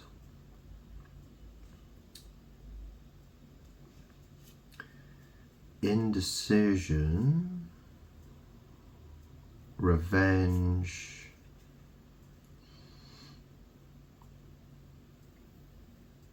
Endurance, isolation, egotism, originality. Well, I'm not quite sure. So what's the secret? I mean, obviously, you know, I'm saying, you know, buy yourself one of these decks, you know, learn, okay? So you need to learn about the magic, okay? Learn how to read tarot cards and oracle cards. Okay, so, you know, I know people are probably giving you trouble. Yeah, so you're probably getting trouble from people. Just remember who you are. You know, remember that, you know, you have a certain role to play here. And, you know, just know that you're in the position of power. Okay, you're in a higher position of power than them.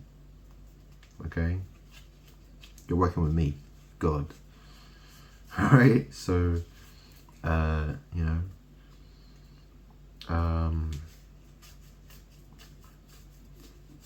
And this is the thing, you know, the card that came out, you know, it said about healing wounds, you know.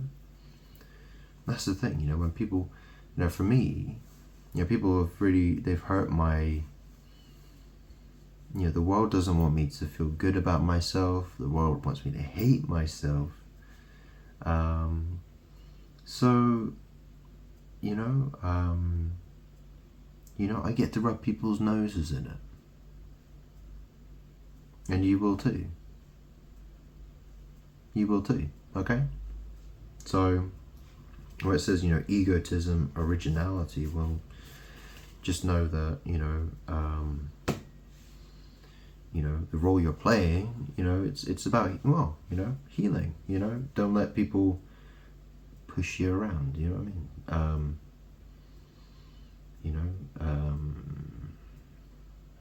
If you know what I'm saying, okay?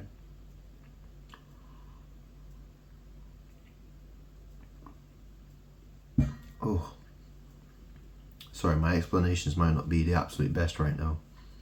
I'm struggling a little bit.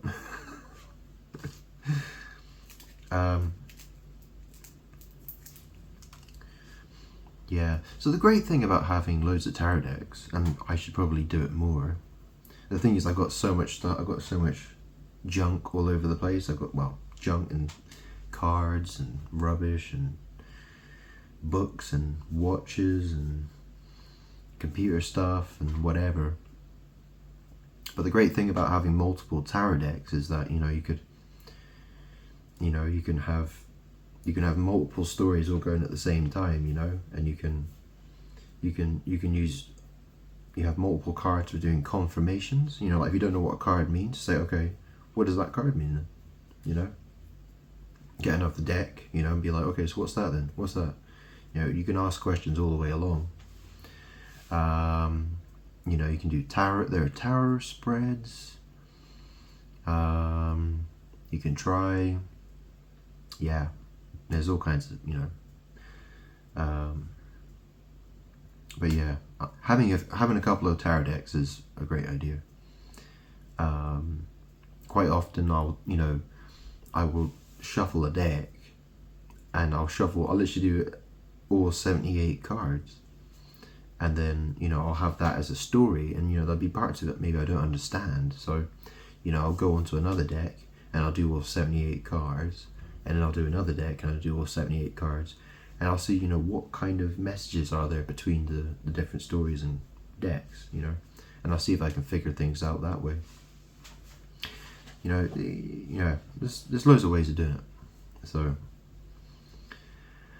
yeah.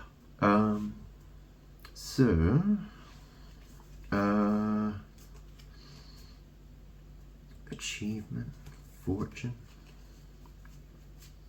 secrets, indecision, revenge, endurance, isolation. So, you know, isolating yourself from people to communicate with spirit, to learn. Obviously you don't want people getting in your way all the time. You know, you don't want people distracting you all the time and trying to annoy you. As an example. There's the indecision, right? So, yeah.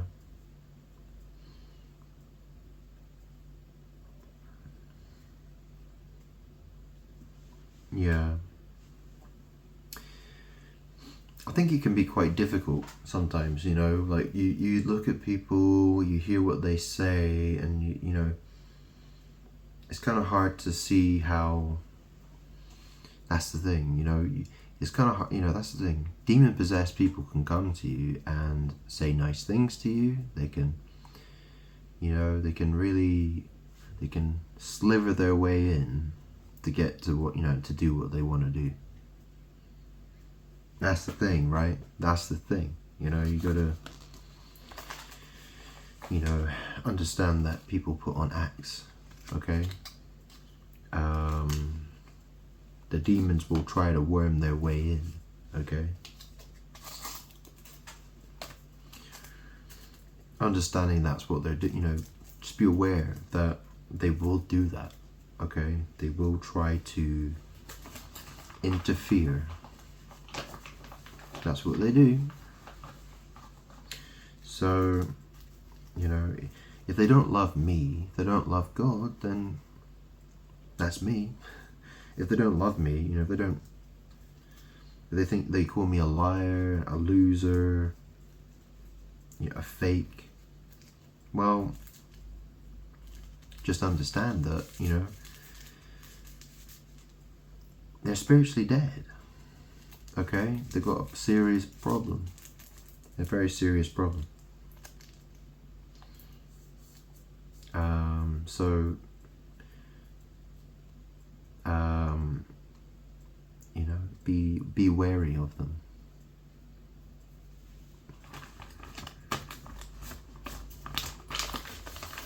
Don't trust them, whatever you do.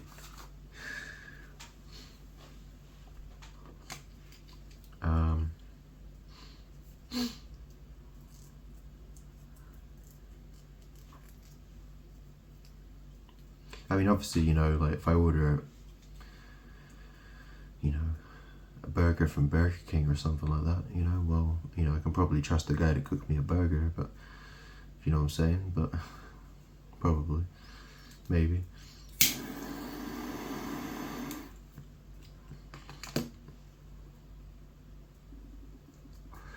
You get the point, hopefully. You know, you still have to kind of work with people, even though they are the way they are. But,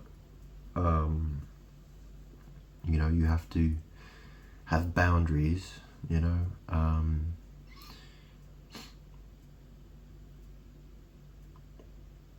Yeah. You know, you don't want them interfering with your progress. You don't want them, you know, just try to deal with them the best you can. Okay? Whew. Oh.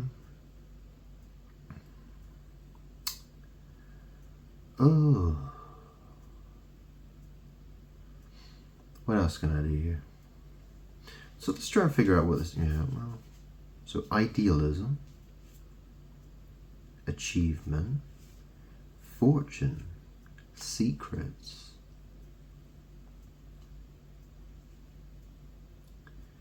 indecision,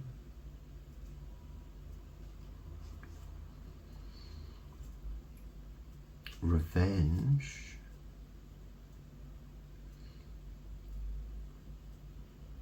endurance, isolation, egotism, originality.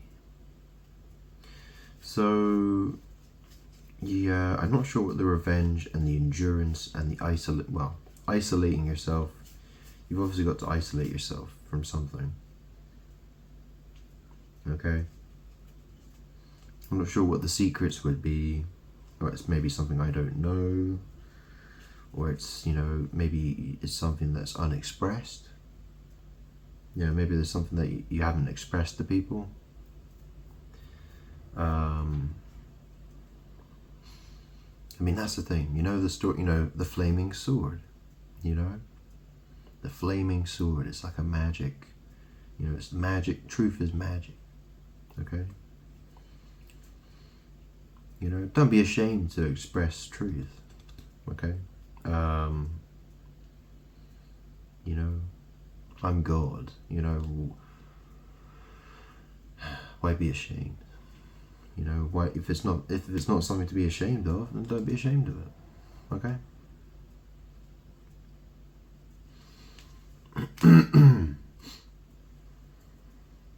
You know, the world gets a lot of things wrong.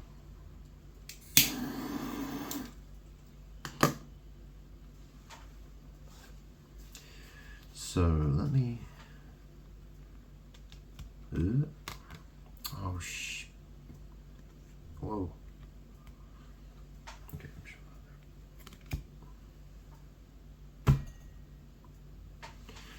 Alright, do one more Oracle of the Radiant Sun for Phil.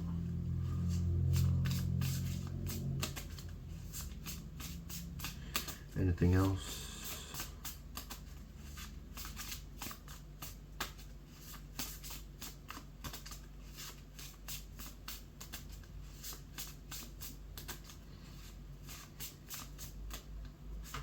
That's 2 cards.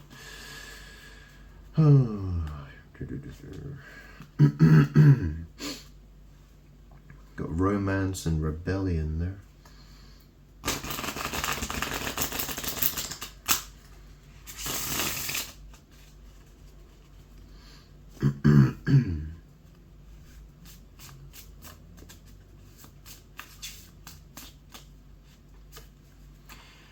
Okay, so you got Eccentricity. So there's that strange creature, mermaid woman. It's got Saturn, Aquarius, Saturn, Aquarius.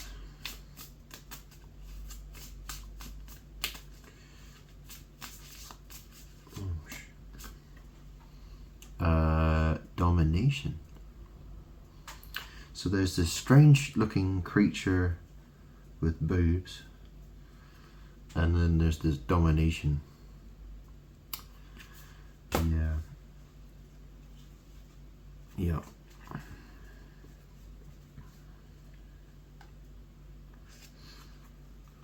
Okay. Okay. So, I'll split the deck. I got Flirtation and Versatility. I'm not sure what that's supposed to mean, but yeah. Anyways, so we have so there's Eccentricity and Domination.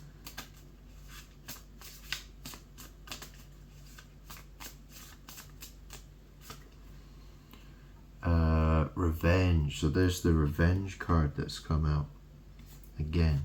So that's, yeah, okay, so whoa. Ooh. Extremism. Oh. So there seems to be a bit of an argument going on there. So that's a Venus Scorpio card. How interesting. No, that's not Venus. That's Mercury. That's Mercury. So you can see it's like the Venus sign, but it's got horns on top of the circle. And there's the Scorpio symbol. Oh, wow. Yeah. Ooh.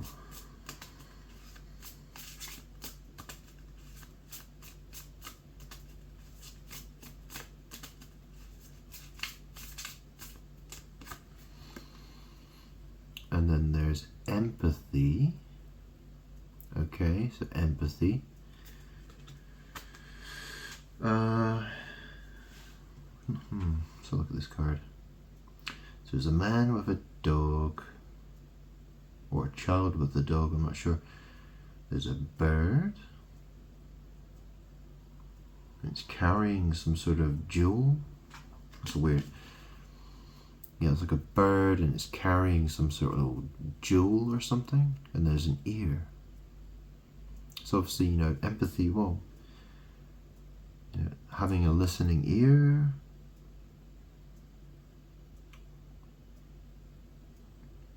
Yeah, well, empathy, okay? So there's some sort of empathy.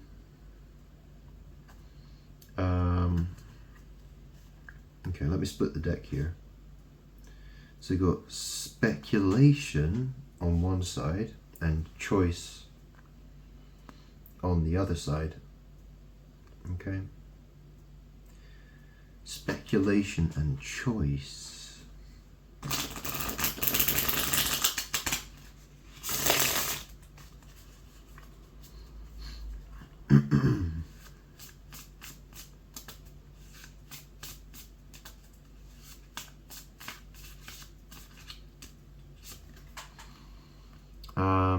Riches. So that's an interesting looking card. There's a woman there. Well, she seems to have angel wings.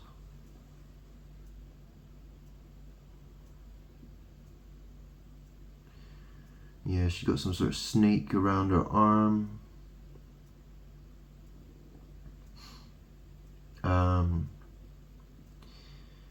Yeah, there's that, that thing at the top. It looks like a sigil. It looks like the Key of Solomon or something. I don't know what the hell it's supposed to be. What is that?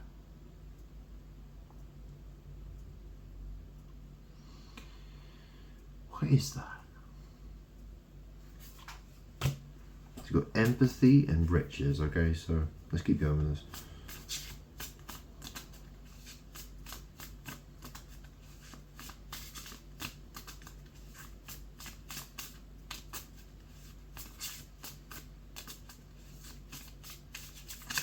Whoa. So friendship flipped out there. Got friendship.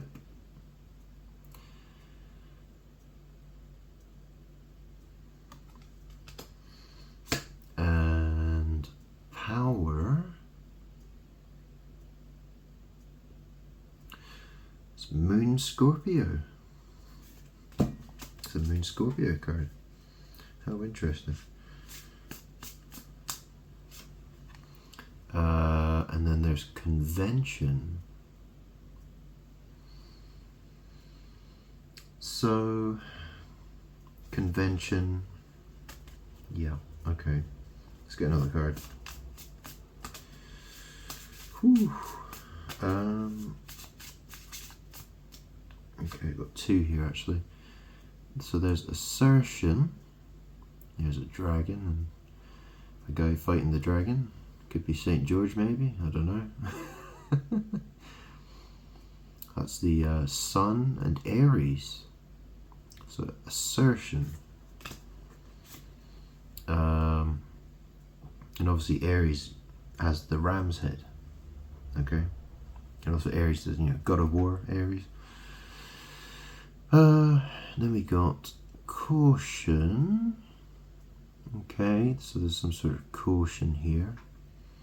Looks like, the card is like a woman. I think she's trying to caution the animals or something. Or all these animals are running at her. Something like that. So it says assertion, caution. Okay, one more card.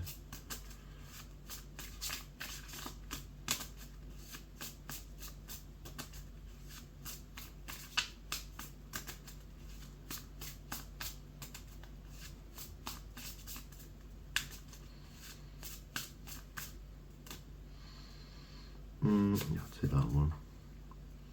And then we got secrets. Ooh, secrets. Okay.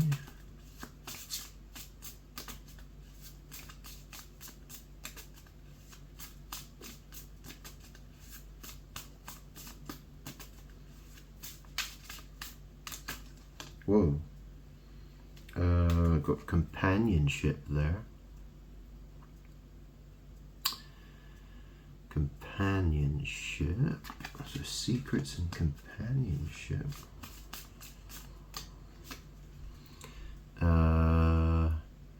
Practicality. Practicality. So maybe that's like working together. Practicality. Something there. Harmony. Harmony. So, oh, this card's on the bottom again. Choice on the bottom. Okay, well, yeah, okay. Let me just get a swig of this coffee.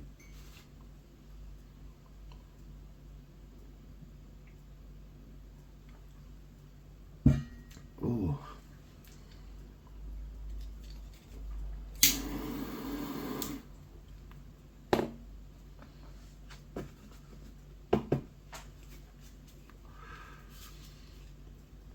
So eccentricity, okay?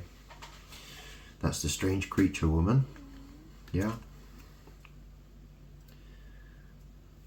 Okay. And then there's the domination. So there's a fight for domination, isn't there? There's the eccentricity, domination, and then there's the revenge. So there's revenge, and there's extremism. Okay, so yeah. So this is your empathy. Okay, so yeah.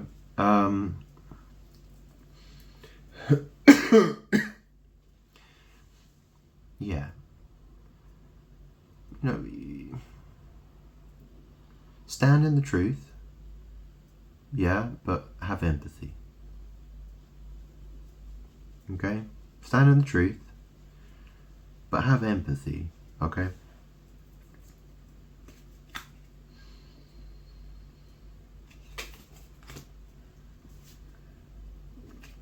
And then there's the riches. Riches.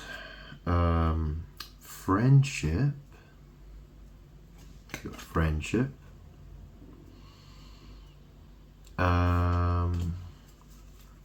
Power. Convention. Assertion. Caution. Secrets. Companionship. Practicality. Harmony.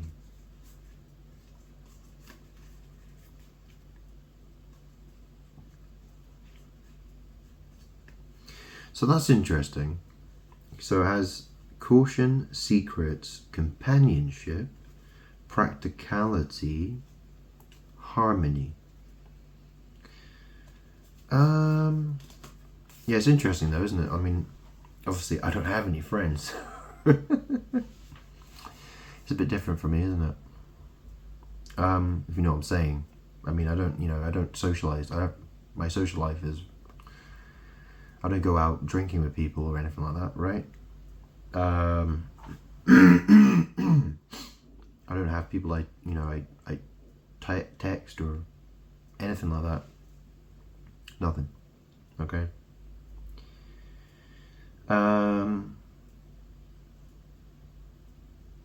Yeah, so the thing is, if you've got friends, or you had friends, people who asked you to keep secrets for them or anything like that, just be aware that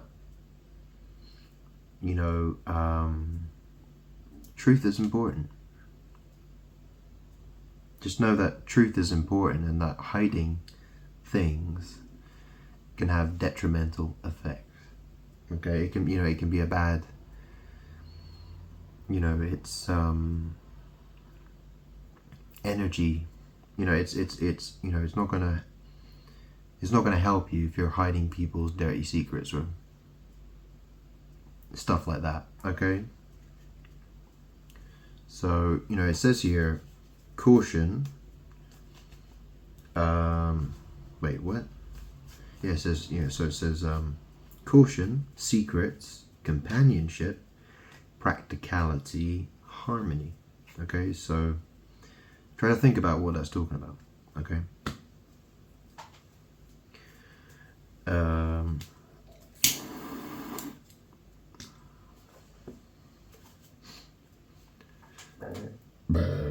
Oh.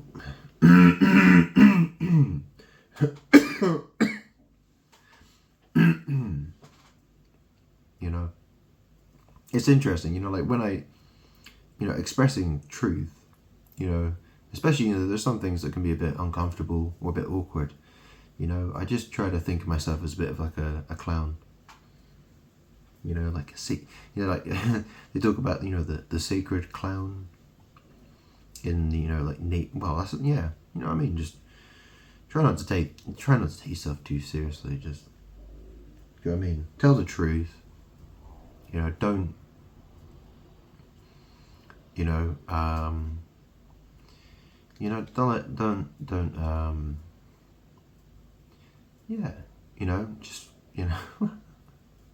yeah, just just have a laugh. Do you know what I mean? Don't yeah, have a laugh with it. Do you know what I mean? Have fun with it. People will behave the way they will. Okay? So just remember that people will do what they do. Okay? Yeah. Anyways. So what else we get in here? So this is So eccentricity, hopefully I'm eccentricity, domination, revenge, extremism, empathy,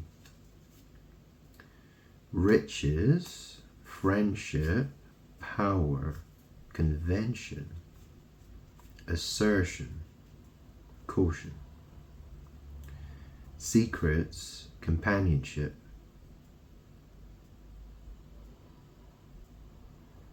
So it's saying caution, secrets, companionship. So what's that talking about? There's the extremism, empathy, riches,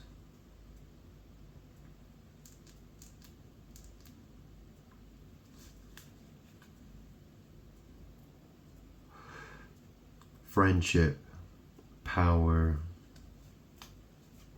convention, assertion, convention. So obviously the card. Fucking hell. Excuse me. Sorry, I probably just woke up the entire neighborhood. But they're all going to work anyway soon. Probably. Yeah, so the convention card's an interesting one because it talks about a fair. And it either someone important or there's a great age difference. And obviously the word, convention, well, what's conventional, what's, I suppose, yeah, hopefully you get the point. So, there's something there, to do with money and friendship and power, convention, wow. It says your convention, assertion, and then caution. And then it says secrets, companionship, practicality, harmony. So hopefully you know what that's... Hopefully, yeah, you should know what that's talking about. Okay? So, that's the thing. That's why having these cards is so good. Because, you can ask Spirit for advice, You can see what areas you need to work on. Okay, you can figure out things you need to work on, etc. Things you need to deal with, and you'll get, you'll progress. You want to keep progressing, keep moving in that direction, and things will, get better. Okay, things will get easier. The more you're standing in truth, the more you're standing in power. You're going to be, you're going to feel empowered, okay?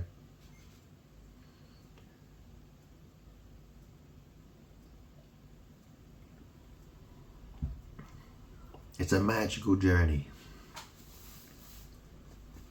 Have fun with it, yeah? Try to stay positive. Don't try to stay, try to stay positive. Don't fear. Do you know what I mean? Just ask yourself, why should you be fearful? Why?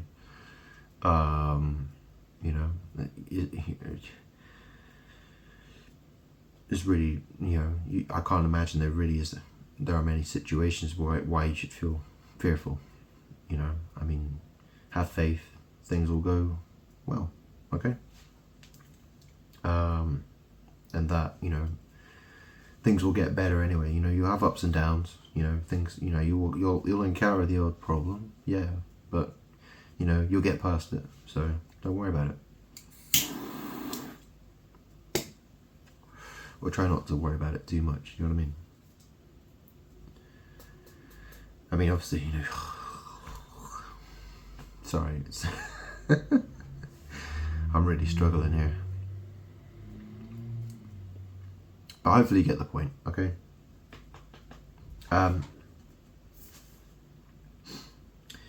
Is there anything else? Should I do another animal card? Or should I leave it? Should I end the video there? Yeah? Okay. Is that it? Alright. We'll leave it there. Okay. I'll try not to make videos too long. Because, yeah. It gets a bit long, doesn't it? Anyway, I'll catch you later. Cheers.